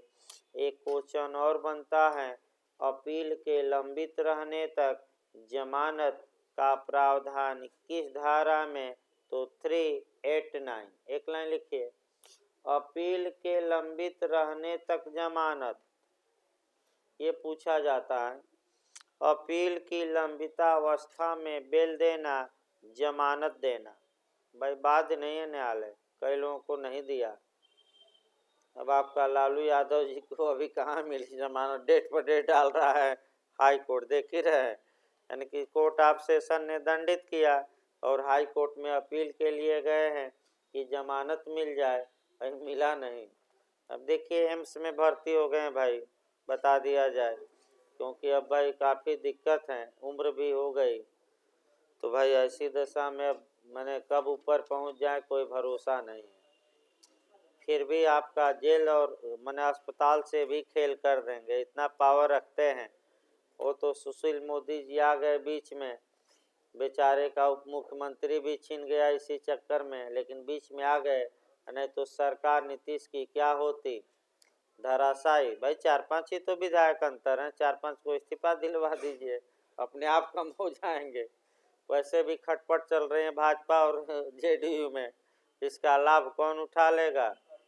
हाँ चलिए आगे देखिए। यहाँ एक क्वेश्चन और बनता है कि क्या जिस न्यायालय ने दंड दिया है क्या वह जमानत दे सकता है कि अपील न्यायालय ही जमानत देगा। इसमें एक प्रावधान है 3 साल का, उसमें आपका है जैसे कि आपका जिस न्यायालय ने सजा दी है, कुछ पावर उस न्यायालय को भी है कि वह अभियुक्त को सजा देने के बाद माने जमानत दे दे अपील के लिए। और लेकिन कब, यही आपका पॉइंट पूछा जा सकता है। ये सलमान खान के मामले में काफ़ी उछला था मामला, और आपका कह सकते हैं उछला था मामला, तो वह प्रावधान बेयर एक्ट से देखना है और तो नहीं देखना है। और तो जो पूछा जाता हमने लिखवा दिया ऊपर से, लेकिन एक प्रावधान देखना है और 3 साल का जो नियम है वही आपको देखना है। देखिए आपका 3 साल है कि कम है वही देखना है भाई एक बार। हाँ 3 वर्ष से अनधिक लिखिए भाई। यदि कोई न्यायालय 3 वर्ष से अनधिक का दंड देता है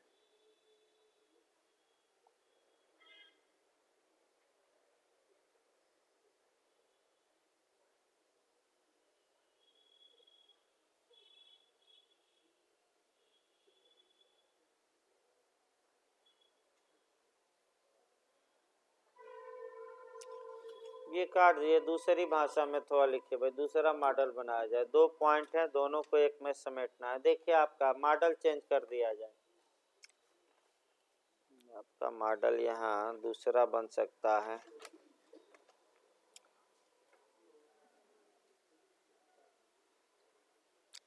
देखिए दोष सिद्ध करने वाला न्यायालय,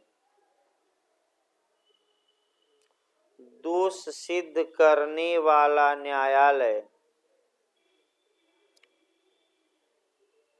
अभियुक्त को अपील प्रस्तुत करने के लिए जमानत कब दे सकता है, ये सही रहेगा। अभियुक्त को अपील प्रस्तुत करने के लिए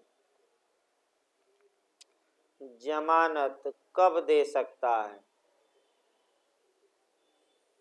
ये मॉडल सही रहेगा, क्योंकि 2 पॉइंट हैं और यहाँ से टेक्निकल क्वेश्चन बनता है। यानी कि जैसे कि कोर्ट ऑफ सेशन ने सजा दिया तो तुरंत जमानत भी दे देगा, कितने दिन के लिए जमानत देता हूँ, जाकर हाई कोर्ट में क्या करना है, इतने दिनों में करना हो तो अपील। लेकिन हमेशा नहीं, सामान्यतः दोष सिद्ध किया जाएगा तो भेजे जाएंगे जेल। लेकिन ये 2 कंडीशन है और वहीं याद रखना है। दंड की मात्रा यहाँ दी गई, लिखिए पहला फर्स्ट 3 वर्ष से अनधिक का दंड दिया गया हो। 3 वर्ष से अनधिक यानी कि इसका मतलब ये हुआ या तो 3 साल या 3 साल से कम, 3 साल या 3 साल से कम, यानी कि 3 वर्ष से अनधिक का दंड दिया गया हो पहला। दूसरी कंडीशन लिखिए, इसीलिए अलग मॉडल बनाया गया। वैसे ज़्यादा यही पूछा जाता है, लेकिन अगर मान लीजिए दोनों आ जाए और उपर्युक्त दोनों दे दे तब क्या करेंगे, तब तो कहेंगे कि सर तो बताए ही नहीं थे। तो उसको लिखिए सेकंड, जब अपराध जमानती है और अभियुक्त जमानत पर है। जब अपराध क्या था, जमानती, और अभियुक्त क्या था, जमानत पर।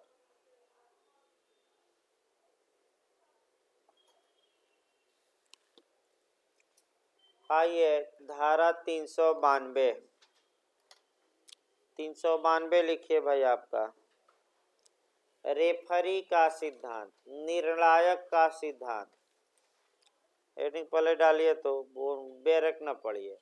निर्णायक का सिद्धांत या रेफरी का सिद्धांत। एक दिन मैं बताया था रेफरी का सिद्धांत कहाँ कहाँ समाहित है, तो आपका एक 370 भी बताया गया, लिख लीजिए। मैक्सिमम पूछा जाता है रेफरी का सिद्धांत सीआरपीसी में आपका 370 में भी है, 392 हो गया, नहीं 370 ही है ना, 370 हो गया। एविडेंस में पूछा जाता है, तो एविडेंस की कई बार बताया गया, कौन सी धारा 20। हाँ लिखिए एविडेंस की धारा 20, भाई याद करिए। तो बार काउंसिल नहीं है, अब उससे भी कठिन आएगा, अब थोड़ा और मेरिट चढ़ानी पड़ेगी। जो लोग नए हैं ये सोचे कि बार काउंसिल का एग्ज़ाम यानी कि वकीलों का सबसे बड़ा एग्ज़ाम हम पास कर जाएंगे, तो सही बात है कि पास कर जाएंगे लोग, लेकिन और थोड़ा क्या करिए, मेहनत करिए, ताकि कंपटीशन में बार काउंसिल से क्वेश्चन क्या किया जाए ज़्यादा। तो लिखिए भाई आपका हो गया नहीं ये। तो रेफरी का सिद्धांत यानी कि जब न्यायाधीशों की राय भिन्न है तब क्या होगा। तो देखा जाए केस भाई, सबसे आपका अच्छा केस आर बनाम गोविंदा का ही देखा जाए, पूछा भी जाता है, अच्छा भी रहेगा आईपीसी में। 299 और 300 आर बनाम गोविंदा के केस में हुआ क्या था, देखिए एक मिनट। इसमें ये हुआ था कि एक पति अपनी पत्नी को धराशायी कर दिया और उसके सिर पर 3-4 घूंसों का वार किया, मुक्कों का। पत्नी के सिर की नसें फट गई, वह मर गई। निचले न्यायालय ने दोष सिद्ध किया और बॉम्बे उच्च न्यायालय में अपील की गई। अपील में दो जज बैठे, एक हरिदास और दूसरा कैंपबेल। कौन कौन बैठे, एक हरिदास और दूसरा कौन, कैंपबेल। हरिदास कह रहे थे कि नहीं ये मर्डर होगा, 302 में दंड दिया जाए। कैंपबेल कह रहे थे कि नहीं 304 में, यानी कि हत्या की कोर्ट में न आने वाले आपराधिक मानो गए।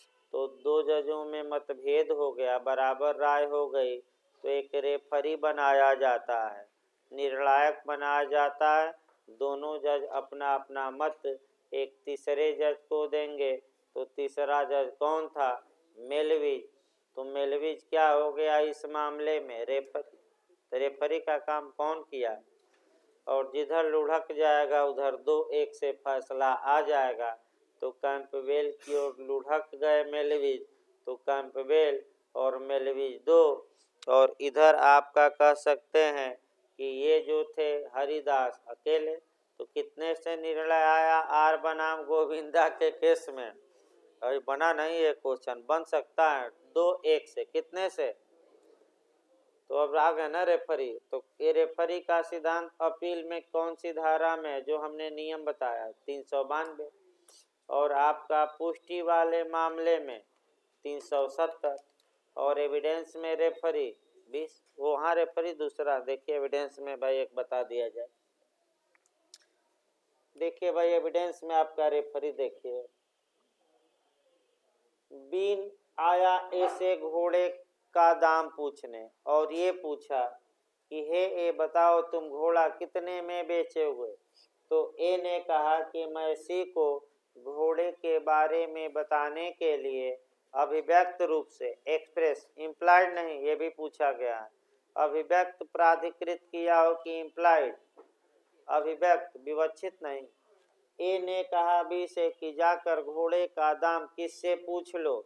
सी से मैं सी को इसके लिए क्या किया हूँ, नियुक्त। तो बी गया सी के पास और सी ने कहा 90,000 रुपया, और ए के पास गया तो अब बाद में कह रहा है कि 1,00,000 रुपया। तो बताइए अब रेफरी विवाद हो गया। तो रेफरी का काम कौन किया, कौन जो बोल देगा वही मान्य होगा, सी। ए पलट नहीं सकता, ए के मुंह पर स्टापेल लग जाएगा, यानी कि स्टापेल यानी कि विबंध लग जाएगा। पूछा गया था कि नहीं विबंध से भाई, एक क्वेश्चन निश्चित आता है। हाँ 115 से स्टापेल बताना भी है भाई, स्टापेल आपका निश्चित पूछा जाता है एक क्वेश्चन, तो स्टापेल लगा दिया जाएगा और 1 लाख नहीं कहने दिया जाएगा, तो रेफरी कौन हो गया, कौन जो कह देगा वो सब मानेंगे। ठीक, अब आइए आपका 292 के बाद आपका 293, अपील पर आदेशों और निर्णयों का अंतिम होना, ये कम पूछा जाता है। 294 से टेक्निकल क्वेश्चन बनता है। हाँ, 394,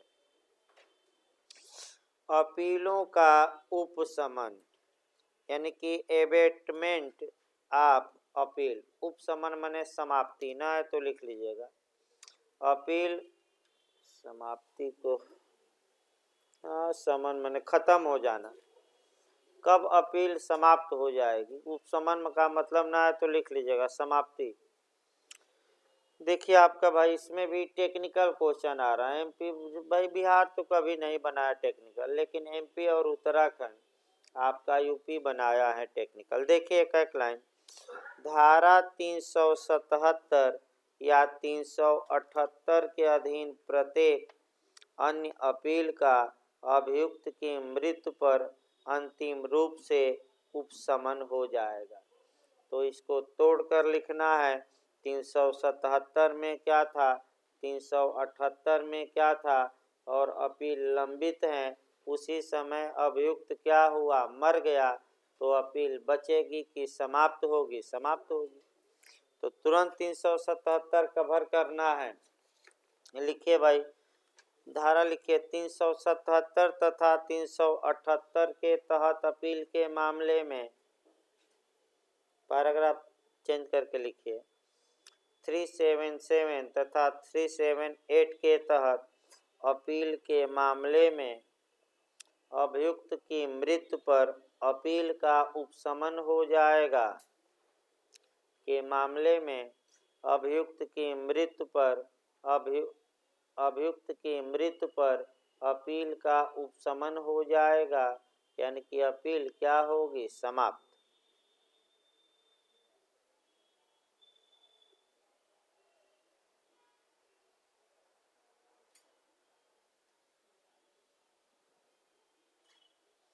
पैराग्राफ चेंज करके लिखिए, जुर्माने के बारे में अपील का उपशमन नहीं होगा।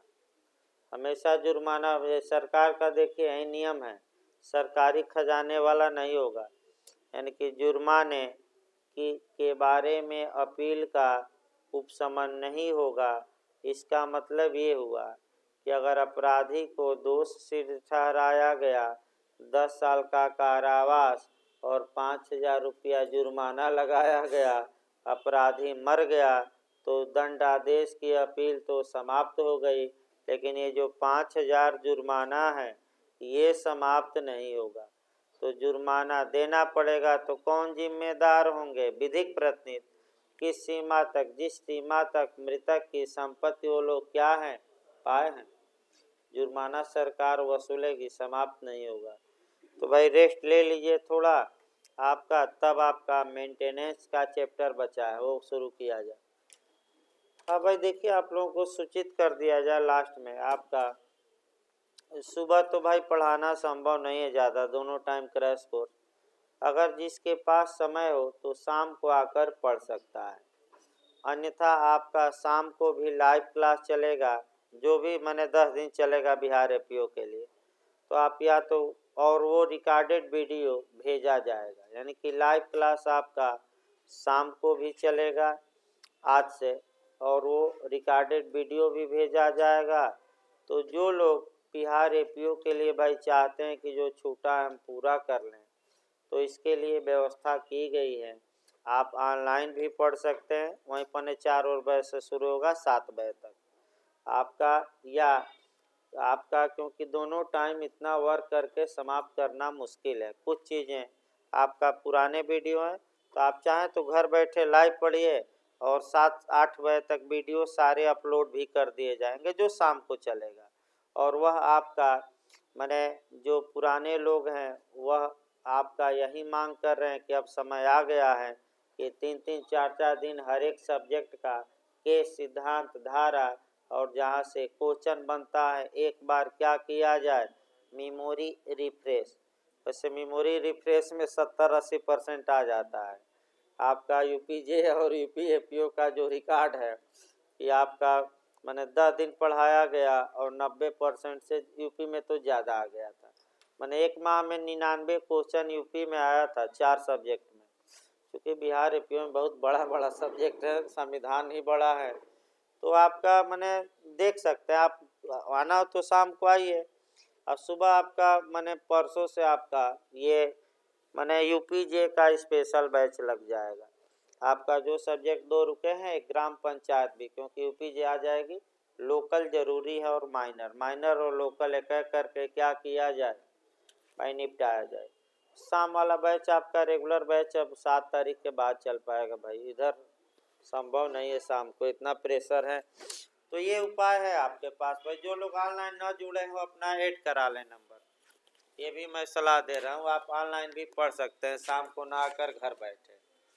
तो ये 15 मिनट रेस्ट ले लीजिए, तब भाई चैप्टर मेंटेनेंस का चलेगा।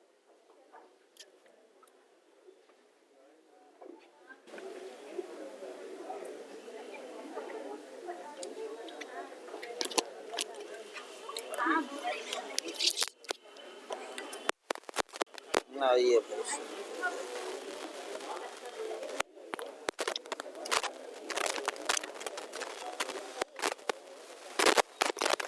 देखिए, अब सीआरपीसी का अध्याय 9 शुरू किया जाएगा भाई।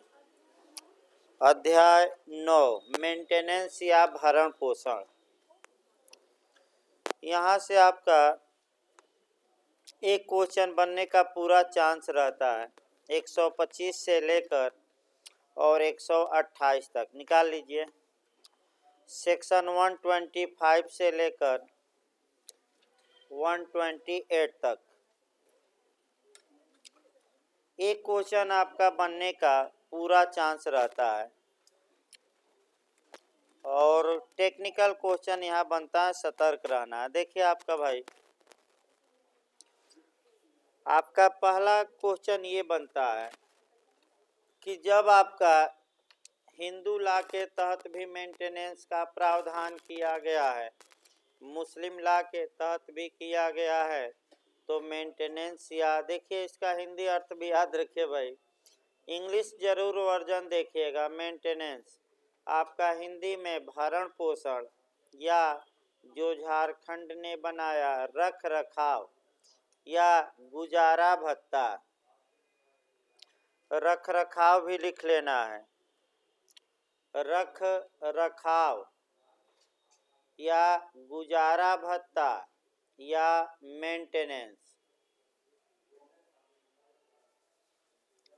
इंग्लिश वर्जन जरूर याद रखें। मेंटेनेंस पहले भूमिका 1-2 मिनट मान लिया जाए, उसके बाद से आपका जब आपका हिंदू लॉ में आपका अलग कानून बनाकर मेंटेनेंस का प्रावधान कर दिया गया, मुस्लिम विधि में भी अलग कानून बनाकर मेंटेनेंस का प्रावधान कर दिया, तो पहला क्वेश्चन यही उठता है कि आखिर क्या ज़रूरत थी इसे सीआरपीसी में रखने की, यानी कि क्रिमिनल प्रोसीजर एक्ट में, कोड में रखने की क्या आवश्यकता थी।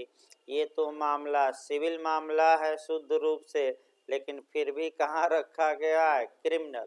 तो आपका जवाब रहेगा भाई, आपका सिविल मामला काफ़ी लंबा चलता है और उसमें समय लग सकता है, अतः पक्षकारों को मेंटेनेंस के मामले में शीघ्र, सस्ता और त्वरित, यानी कि वहीं शीघ्र हो गया, त्वरित, कम खर्चीला यानी कि सस्ता न्याय मिले, इसीलिए यह प्रावधान किया गया। यानी कि सिविल मामला होते हुए भी यह सीआरपीसी में इसलिए रखा गया है कि त्वरित और कम खर्चे में आपका इस मामले का निपटारा किया जाए। ये पहला क्वेश्चन। दूसरा आपका हिंदू विधि मुस्लिम विधि में ही थोड़ा समस्या है। मुस्लिम विधि में ये नियम है कि जो तलाकशुदा महिला है, यानी कि जो डाइवोर्स शुदा महिला है, वह आपका केवल और केवल इद्दत की अवधि तक यानी कि इद्दत की अवधि तक ही अपने पति से मेंटेनेंस मांग सकती है। लेकिन साहबानों का केस इसमें आएगा जिसमें सुप्रीम कोर्ट ने कहा कि इद्दत की अवधि के बाद भी वह क्या मांग सकती है, मेंटेनेंस। एक और केस जानना है, वह पुत्री से आता है कि पुत्री से क्या माता पिता मेंटेनेंस की मांग कर सकते हैं कि नहीं।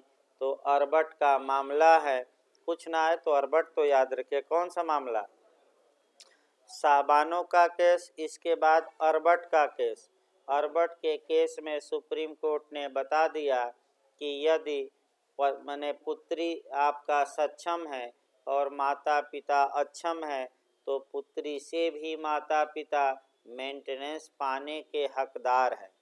अब अगला एक क्वेश्चन पर आइए, आपका क्वेश्चन भाई चला जाए भाई, सामान्य बातें तो हो ही गई, उसके बाद टेक्निकल कुछ बातें लिखवानी ही पड़ेगी और कोई उपाय नहीं है। तो आपका पहला ये आया कि कौन मेंटेनेंस का हकदार 125 में है। तो एक लिस्ट दिया जाता है, पत्नी, माता पिता, बच्चे, उपर्युक्त सभी। तो कौन हकदार है, तीनों। लिखिए, उसको लिखते रहे, लिखेंगे तो भाई 10-15 लाइन लिखिए जो मेन क्वेश्चन अटैक करता है। पत्नी, माता पिता और बच्चे तीनों 125 के तहत हकदार है। एक क्वेश्चन लिखते रहिए। दूसरा क्वेश्चन ये आया कि जो ये 125 से लेकर 128 तक की मेंटेनेंस की कार्यवाही है, इसका नेचर पूछा गया है कई राज्यों में, इसकी प्रकृति क्या है, अर्थात ये अन्वेषण की प्रकृति की है कि जांच की प्रकृति की है कि विचारण की प्रकृति की।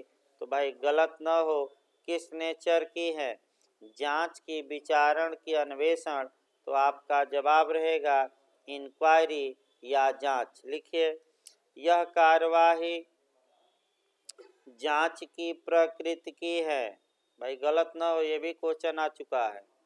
यह कार्यवाही जांच की प्रकृति की है, जांच। लिख लिए।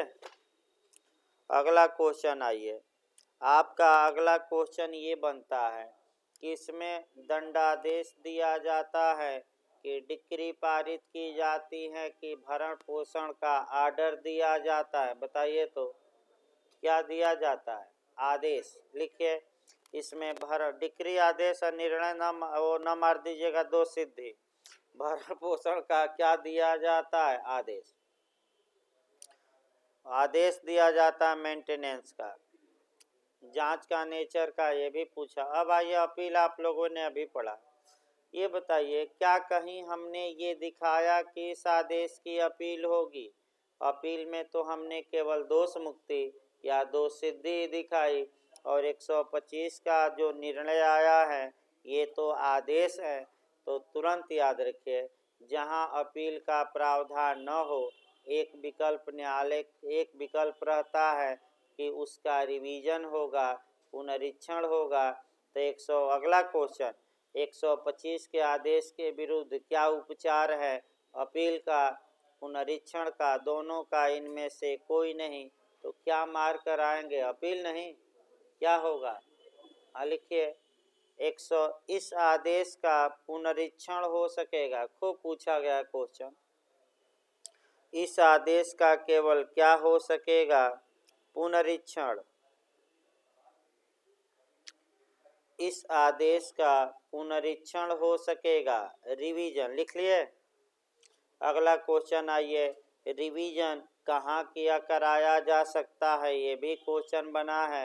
यानी कि भरण पोषण के आदेश के विरुद्ध रिवीजन कहाँ होगा। तो आपका क्या जवाब रहेगा, दे देगा सत्र न्यायालय, उच्च न्यायालय, दोनों, इनमें से कोई नहीं। तो हाँ, दोनों। लिखिए, ऐसा रिवीजन, शॉर्टकट में लिखते रहिए, ऐसा रिवीजन सत्र न्यायालय तथा उच्च न्यायालय दोनों में हो सकता है। हल्का तेजी लाइए। ऐसा रिवीजन सत्र न्यायालय तथा उच्च न्यायालय दोनों में हो सकता है। इसके बाद आपका पूछा जाता है यह धारा नेचर अस्थाई प्रकृति की है कि अस्थाई यानी कि टेम्पररी है कि परपिचुअल नेचर की है, ये भी पूछा जाता है। तो यह धारा अस्थाई प्रकृति की है, लिखिए हमेशा के अस्थाई। इस धारा का यह धारा अस्थाई प्रकृति की है, यानी कुछ समय के लिए, जब तक सिविल न्यायालय कोई निर्णय न दे, अस्थाई प्रकृति की है।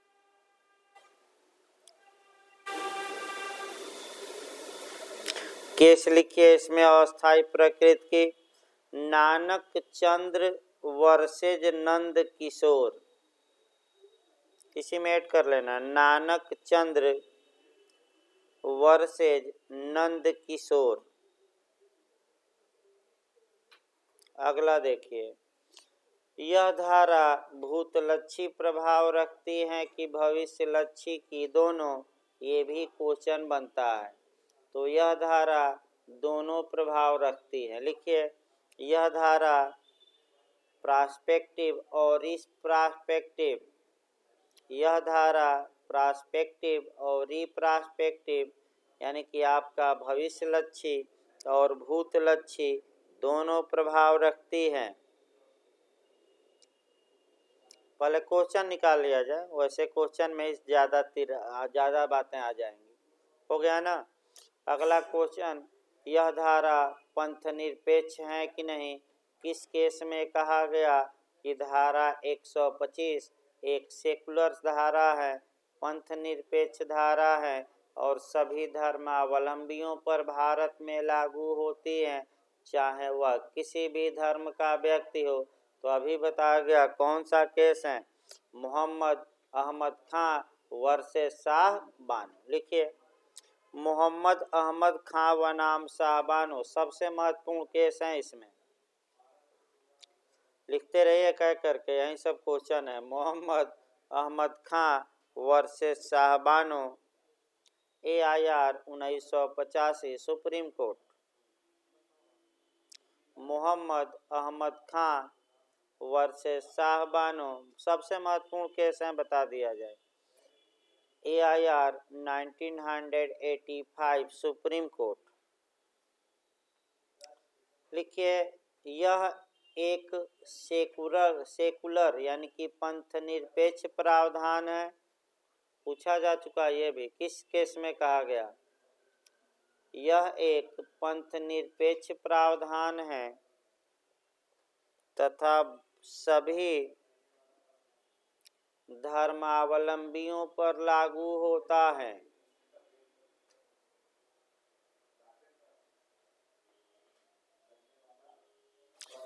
तथा सभी धर्मावलंबियों पर लागू होता है।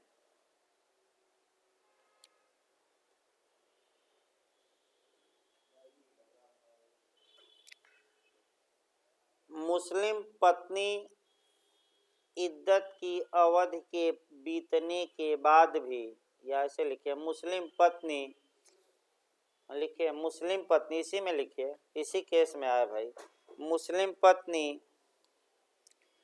इद्दत की अवधि के पश्चात भी इस धारा के तहत मेंटेनेंस पाने की हकदार होगी। मुस्लिम पत्नी इद्दत की अवधि का समय बीतने के पश्चात भी मेंटेनेंस की हकदार होगी।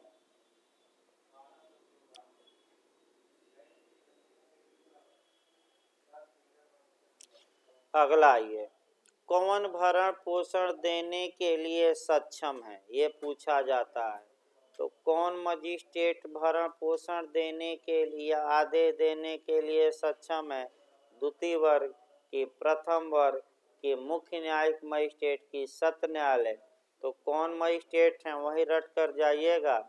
कौन मजिस्ट्रेट 125 में बैठे हैं भरण पोषण का आदेश देने के लिए, फर्स्ट क्लास जुडिशियल मजिस्ट्रेट। एक लाइन और, अगर दूसरे मजिस्ट्रेट ने दे दिया ये आदेश तो सीआरपीसी की धारा 461 के तहत वह आदेश अवैध होगा, यानी कि यह अनियमितता कार्यवाही को क्या कर देगी, दूषित। लिखिए भाई, इस धारा के तहत आदेश केवल, खूब पूछा गया ये भी, इस धारा के तहत आदेश केवल प्रथम वर्ग न्यायिक मजिस्ट्रेट ही दे सकता है। भाई अगर दूसरा दे तो अवैध घोषित करवा दीजिएगा। कौन दे सकता है, फर्स्ट क्लास जुडिशियल मजिस्ट्रेट।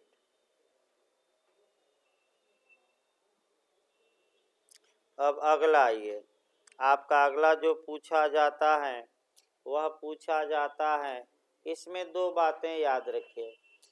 जो मांग रहा है वह अपना भरण पोषण करने में अक्षम हो और जिससे मांगा जा रहा है वह भरण पोषण करने में समर्थ हो। तो समर्थ की व्याख्या हाई कोर्ट सुप्रीम कोर्ट ने भिन्न भिन्न रूप से की, माने अच्छे से की। और देखिए एक उदाहरण बनारस का पेपर में भी निकला था। एक पति था, वो पढ़ता था अभी और स्वस्थ था और पढ़ाई करता था। पत्नी ने भरण पोषण की मांग की और आपका मजिस्ट्रेट ने मेंटेनेंस का आदेश दिया। फिर आप रिवीजन में उच्च न्यायालय आया और कह रहा है कि मैं तो अभी पढ़ता हूँ, एक पैसा कमाता नहीं। तो उच्च न्यायालय ने कहा कि भाई समर्थ तो हो, समर्थ का मतलब ये हुआ कि शरीर स्वस्थ है, तो क्या दिन भर व्हाट्सएप फेसबुक पर लगे हो, जाके कुछ काम करके पत्नी का क्या करो, मेंटेनेंस करो। तो समर्थ का मतलब ये हुआ स्वस्थ शरीर वाला। ये ना समझिएगा कि बहुत करोड़ों लाखों रखा है। समर्थ का मतलब क्या है, तो कौन मांग सकता है, किससे मांग सकता है, ये भी सतर्क रहना है। मांगने वाला असमर्थ हो और देने वाला भरण पोषण में क्या हो, समर्थ। जबकि हिंदू ला मुस्लिम ला में ऐसा नहीं है, ये सीआरपीसी में है। तो लिखिए भाई, एक लाइन लिख लीजिए, भरण पोषण मांगने वाला असमर्थ हो और देने वाला समर्थ। शॉर्टकट में लिखवाया जा रहा है, नहीं तो 4 लाइन लिखवाना पड़ता। इसको एकदम शॉर्ट किया गया है। भरण पोषण मांगने वाला क्या हो, आपका असमर्थ, और देने वाला समर्थ। दो ही शब्द लिखिए। समय रहता तो 2-3 लेक्चर चलता है इस पर, लेकिन अब क्या किया जाए भाई, अब फिर पढ़ाया जाएगा भाई। आपका हो जाए तो मेंस के लिए चलेगा अलग बैच, तो उसमें आपका पढ़ाया जाएगा। लेकिन अभी तो पहली वरीयता है कि किसी तरह क्या हो, पास लोग हों। इसके बाद आपका पूछा जाता है और आपका क्वेश्चन कि जो शून्य विवाह की पत्नी है या दूसरी पत्नी है वह क्या मेंटेनेंस पाएगी कि नहीं। तो आपका मुस्लिम विध में 5वीं पत्नी नहीं पाएगी और हिंदू विध में दूसरी पत्नी, क्योंकि 4 विवाह भारत में आज भी वैध हैं, तो चारों पाएगी भरण पोषण, चारों का करिए। और आपका हिंदू ला में एक ही विवाह, तो दूसरा विवाह शून्य है, तो सुप्रीम कोर्ट ने दूसरा तरीका अपनाया, वहीं लिखना है। लिखिए भाई, आपका केस लिखिए, खेमचंद्र ओम प्रकाश शर्मा। खेमचंद्र पूछा जा चुका है एक बार। खेमचंद्र ओम प्रकाश शर्मा वर्सेज गुजरात राज्य।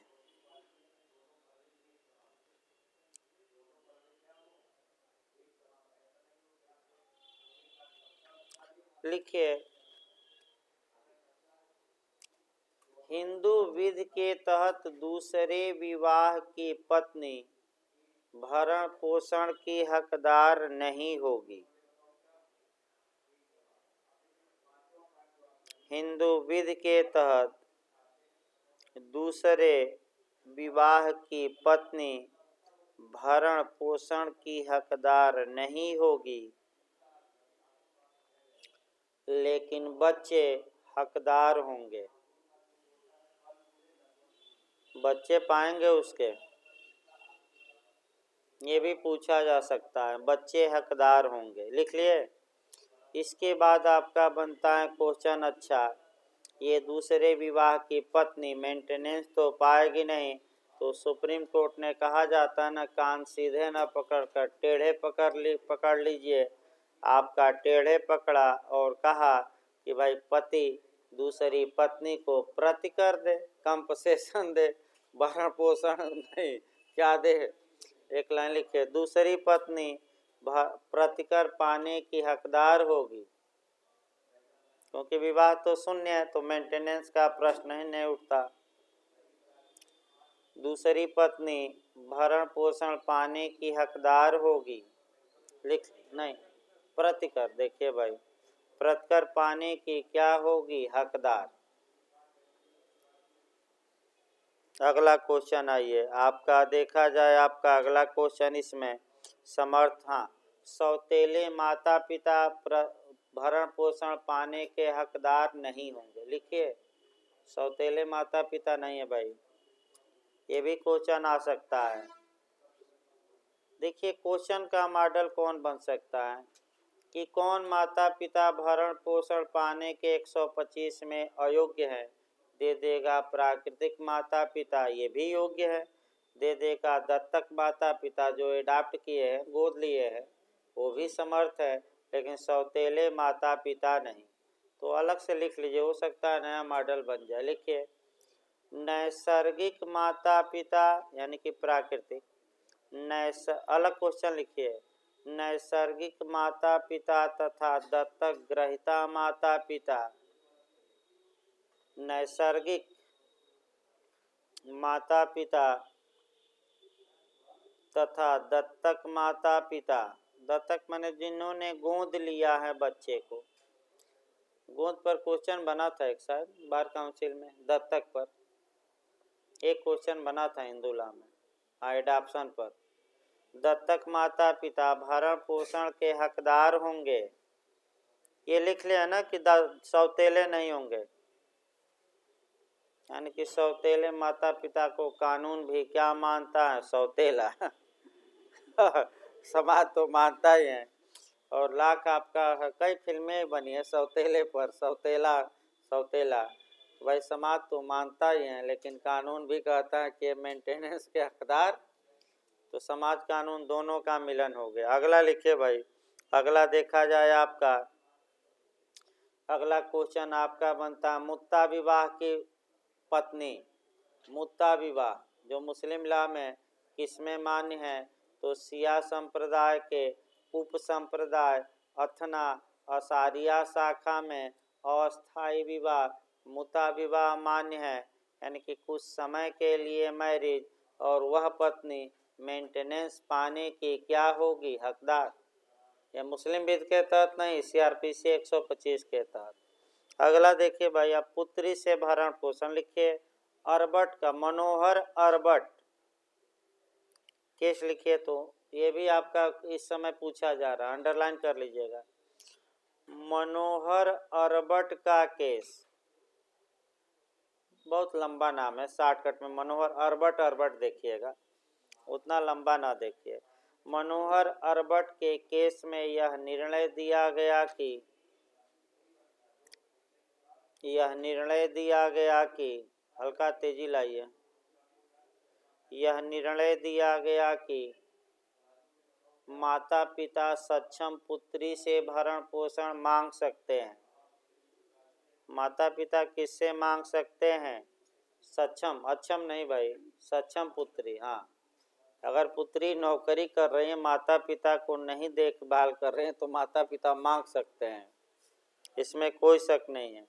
अब अगला क्वेश्चन आइए कि कौन मांग सकता है भरण पोषण, इसमें आपका बहुत महत्वपूर्ण है, लिखिए अलग से लिख लीजिए भाई, माता पिता मांग सकते। भाई देखिए टेक्निकल क्वेश्चन लिखवाया जा रहा है, कौन मांग सकता है, इसको अलग से लिखिए, बेर की भाषा कवर करनी है यहाँ, माता पिता, अब अक्षम लगाते रहिएगा, माता पिता, इसके बाद आपका अवयस्क पुत्र पुत्री, अवयस्क पुत्र पुत्री चाहे धर्मज हो या अधर्मज, अवयस्क पुत्र पुत्री चाहे धर्मज हो या अधर्मज, यानी कि वैध हो या अवैध। अवयस्क पुत्र पुत्री चाहे धर्मज हो या क्या हो, अधर्मज यानी कि वैध, ये भी मांग सकते हैं। एक क्वेश्चन आपका गलत हो सकता है। वयस्क हैं तो क्या होगा, यानी कि आप जैसे हैं तो क्या होगा, तो आप जैसे लोग नहीं मांग सकते, लेकिन उसकी एक अपवाद है और वही अपवाद अटैक करना है कि अगर पुत्र पुत्री वयस्क है तो कब मांग सकते हैं, तो जब कब मांग सकते हैं, जब मानसिक या शारीरिक रूप से वो क्या हो, असमर्थ। लिखिए, वयस्क पुत्र पुत्री, नहीं बेयरेक्ट की भाषा लिखवा दिया जाए भाई, नहीं तो ये एकदम बेयरेक्ट उठा के देता है, इसकी भाषा लिखवाई जाए। हाँ लिखिए, वयस्क पुत्र पुत्री यदि किसी शारीरिक या मानसिक असामान्यता, यही वाक्य लिखिए एकदम बेयरेक्ट की भाषा, यदि किसी शारीरिक या मानसिक असामान्यता या क्षति के कारण, यदि किसी शारीरिक या मानसिक असामान्यता या क्षति के कारण अपना भरण पोषण करने में असमर्थ हैं,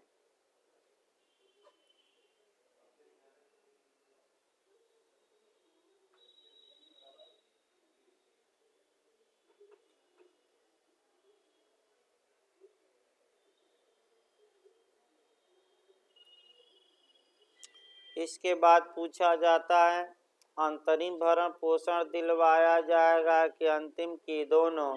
ये भी क्वेश्चन काफ़ी अच्छा बनता है। इंटरिम भी दिलवाया जा सकता है और अस्थाई भी। लिखिए उसको,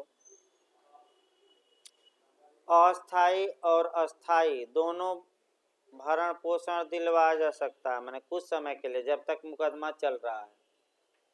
अस्थाई और अस्थाई दोनों, याद रखिएगा, ये भी क्वेश्चन आपका बनता है।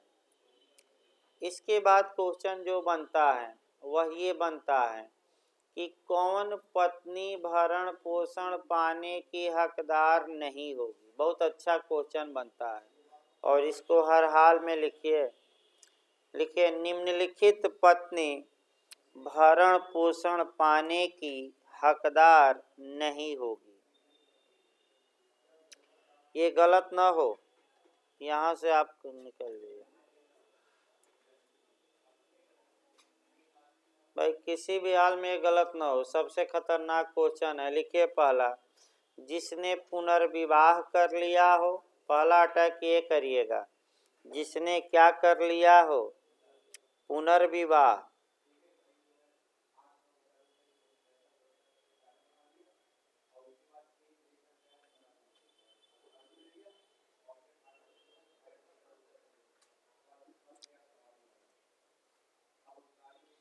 दूसरा लिखिए, जो जारता की दशा में रह रही हो, केवल जो जारता की दशा में रह रही हो। दूसरा आधार, एक बार नहीं जारता, हमेशा रह रही हो, ये पूछा गया। जारता की हो नहीं, जारता की, यहीं अटैक करना है। जारता की हो एक दो बार नहीं, जारता की दशा में लगातार रह रही हो, ये अटैक करिएगा क्वेश्चन। जो जारता की दशा में रह रही हो, यानी कि बार बार जार कर्म का अपराध, भले अपराध से बाहर हो गया लेकिन आज भी भरण पोषण से इनकार करने का आधार बना हुआ है, पूछा भी गया था। तीसरा लिखिए, जो बिना किसी कारण से पति से पृथक रह रही हो, जो बिना किसी कारण से पति से पृथक रह रही हो,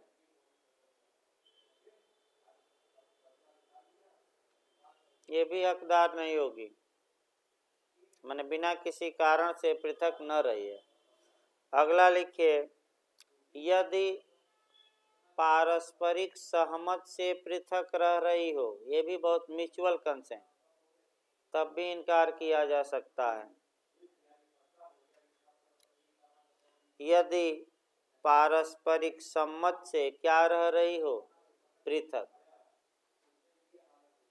तब भी इनकार किया जा सकता है। तो 4 में लिखवाया, चारों अच्छे से तैयार करके जाइए। और पूछा जाता है कि कब भ्रम, तो उपर्युक्त सभी आता है कभी काल, और कभी काल नकारात्मक आता है, वहीं सतर्क रहना। तो चारों ऑप्शन याद रखिए।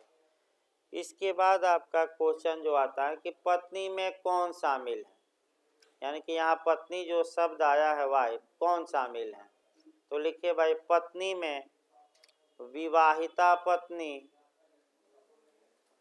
लिखिए इसको, पूछा जा चुका है। पत्नी में यानी कौन भरण पोषण मांगे, पत्नी में विवाहिता पत्नी तथा विवाह विच्छेदित पत्नी शामिल हैं।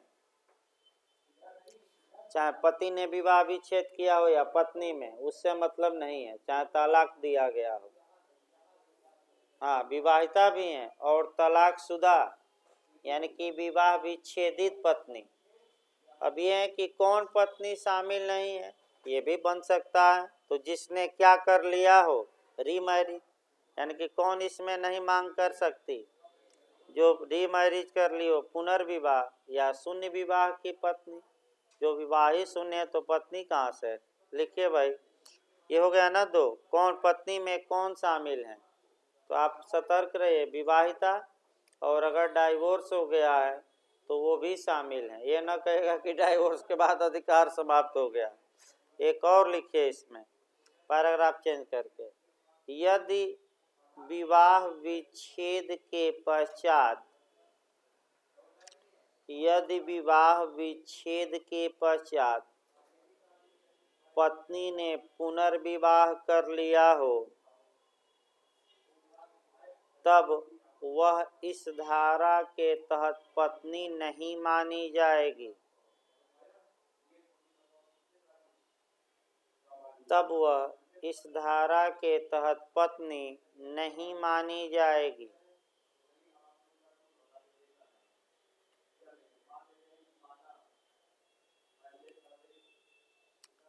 अगला लिखिए, शून्य विवाह की पत्नी पत्नी नहीं मानी जाएगी। शून्य विवाह यानी कि विवाह वैध हो, शून्य विवाह की पत्नी नहीं मांग सकती। हाँ, प्रतिकर मांग सकती है, अलग बात है। शून्य विवाह की पत्नी, ये याद रखना है। इसके बाद आपका धारणा, एक और क्वेश्चन हो तो एविडेंस में ज़्यादा जाता है कि अगर कोई पुरुष और स्त्री लंबे समय से पति पत्नी के रूप में रह रहा है, भले विवाह न किया हो, तो आपका ऐसी दशा में उसे पति पत्नी माना जाएगा।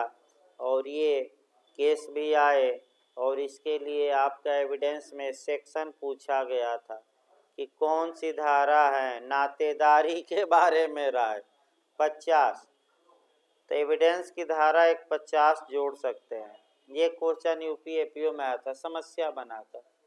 तो नातेदारी के बारे में राय की धारा में एविडेंस के 50। इसके बाद आपका जो क्वेश्चन इधर हो ही गया अंतरिम, हाँ, रकम पूछी जाती है भाई। रकम राज्यों पर छोड़ दी गई है, जितना राज्य निर्धारित करें। बिहार में कितना रकम है देखिए, हमें मालूम 5,000 की, 3,000 की, कोई सीमा नहीं। यूपी में तो आपका देखिए संशोधन, हाँ, यूपी में 5,000, एमपी में 3,000 है। एक सेकंड भाई, देख लेते हैं यूपी में।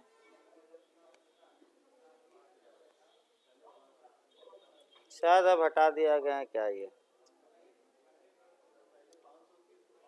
हाँ 5,000 अब यहाँ केंद्रीय में हटा दी। बिहार में कितना है ये अब क्लियर नहीं हो रहा है, क्योंकि पूछेगा तो बिहार का स्पेशल पूछेगा ना। वह नहीं, वो तो पाएगी। जुडिशियल सेपरेशन कहाँ विवाह विघटित हुआ, वो तो स्थगित हुआ ना, अधिकार करता भी वो नहीं। वो भाई विवाह विच्छेद की डिग्री चाहिए। देखिए भाई, आगे आपका बिहार एक बार नेट पर सर्च कर लीजिएगा कितना है वर्तमान में। लेकिन अगर आए कि भरण पोषण की रकम कितना, तो ये प्रथम वर्ग न्यायिक मजिस्ट्रेट के विवेक पर आपका केंद्र सरकार ने छोड़ दिया है। राज्य अपना अपना निर्धारित कर रहे हैं। तो यूपी में 5,000, एमपी में 3,000 अधिकतम। अब बिहार में कितना हम भी बता नहीं सकते फिलहाल। देखिए तो नेट पर एक बार भाई, रुकिए एक सेकंड भाई, देखना पड़ेगा। अब एक बार सर्च करिए तो बिहार राज्य में सीआरपीसी की धारा 125 के तहत मेंटेनेंस की अधिकतम रकम, ये लिख कर देखिए आ रहा है कुछ।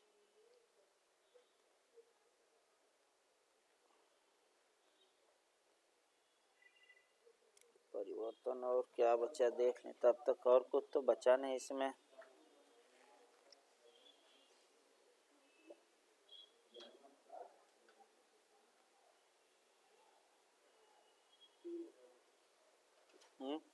दे रहा है नेट में, मैंने नेट पर सर्च करने पर दिखा रहा है बिहार में।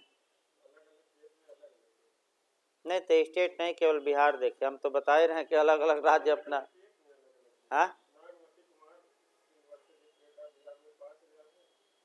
नहीं नहीं, केस के माध्यम से नहीं भाई। हो सकता है कि बिहार राज्य ने संशोधन ही न किया हो, तो न किया हो तो मजिस्ट्रेट के विवेक पर चला जाएगा, 5,000 दिलवा या 2,000।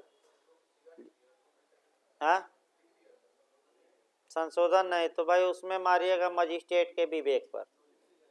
हाँ केस नहीं देखना है भाई, वो भानुमति नहीं।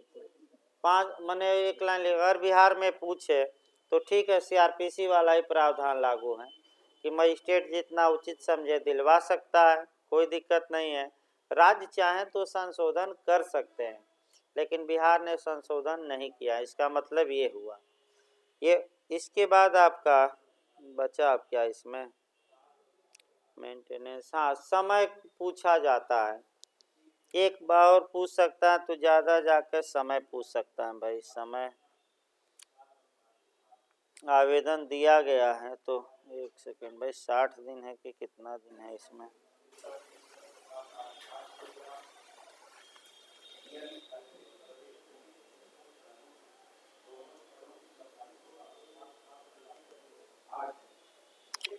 हाँ लिखिए भाई, आपका अंतरिम भरण पोषण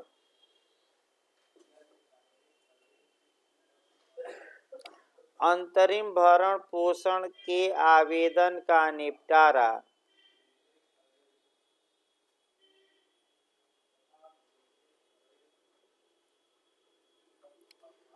ये पूछ सकता है समय। अंतरिम भरण पोषण के आवेदन का निपटारा दूसरे पक्षकार पर सूचना की तामील के दिन से, आवेदन के दिन से ना मार दीजिएगा, दूसरे पक्षकार पर सूचना की तामील के दिन से 60 दिन के अंदर करने का प्रयास किया जाएगा। प्रयास किया जाएगा, बाध्य नहीं है। यथा साक्ष्य, दूसरे पक्षकार पर सूचना की तामील नहीं, सूचना की तामील माने आवेदन, सूचना की तामील के दिन से 60 दिन के अंदर, 60 डेज, 60 दिन के अंदर निपटारे का यथासंभव प्रयास किया जाएगा। वही है कि प्रयास किया जाएगा, तो प्रयास करते रहिए। हर हाल में किया जाएगा तो दूसरी बात रहती। यथासंभव, जहाँ तक संभव हो। यथासंभव मतलब कि आपका वही है कि समय बढ़ा दीजिए दिखा के कारण। तो इस प्रकार आपका जो मुख्य मुख्य बातें थी, वैसे एक दो धारा और है, देख लीजिएगा। जो क्वेश्चन अब तक के इतिहास में आए हैं, हाँ एक अवयस्क कौन माना जाएगा जो 18 साल से कम है, ये तो कर ले जाएंगे ना, ये भी लिखवाए। हाँ जो 18 वर्ष से क्या हो कम। तो भाई कल आपका देखिए गणतंत्र दिवस है, और कल भाई क्लास चलाना तो मुश्किल है, भले एग्जाम हो। तो आपका सलाह दी जाती है कि परसों से क्लास चलेगा। जो लोग भाई एपीओ न दे रहे हों या आना चाहें तो वहीं आपका 8 सवा 8 बजे तक आएँ परसों। ग्राम पंचायत, सीपीसी 2 ही चल पाएगा, क्योंकि परसों टेस्ट भी 11 बजे से है, तो आपका 2 ही सब्जेक्ट चल पाएगा और जूरिस्प्रूडेंस आपका बृहस्पतिवार से चलेगा। जो लोग नहीं आ पाएंगे उनको सारे लेक्चरों की जो लोकल चलेंगे माइनर रिकॉर्डेड वीडियो मैंने मिल जाएगा। तो आपका कल बंद रहेगा भाई और परसों शुरू होगा। हाँ, अभी बताया गया कि जो लोग लाइव क्लास करना चाहें स्पीडी, तो जो छूटा हुआ है शाम को चलेगा, आकर पढ़ना है बैठकर तो बैठकर पढ़ सकते हैं, कोई दिक्कत नहीं है भाई। 3:45 बजे तक आइए। अब 1-2 दिन ना आइए, क्योंकि अभी CRPC एविडेंस ही चल रहा है, जो आप लोगों को अभी पढ़ाया गया है यहीं चल रहा है, तो आपको शाम को आना भी है। तो आप आज 25-26 को चलेगा, नहीं 27, 28-28 से आइएगा। मैंने अगर आप चाहते हैं कि शाम को ही पढ़ लें, क्योंकि अभी जो पढ़ाया गया वहीं CRPC चल रहा है शाम को, तो कोई मतलब नहीं है तुरंत ही 2 दिन पहले पढ़ें तुरंत। मैंने शाम को या लाइव क्लास भी पढ़ सकते हैं, वो वीडियो अपलोड भी होगा तुरंत। तो चूँकि वीडियो भी स्पीडी में चलेगा, तो आप स्पीड बढ़ाने की आवश्यकता नहीं, उतना तेज चलेगा कि आप उधर पीछे करके देखना पड़ेगा। हाँ भाई, गणतंत्र दिवस की आप लोगों को अभी से ढेर सारी शुभकामनाएं।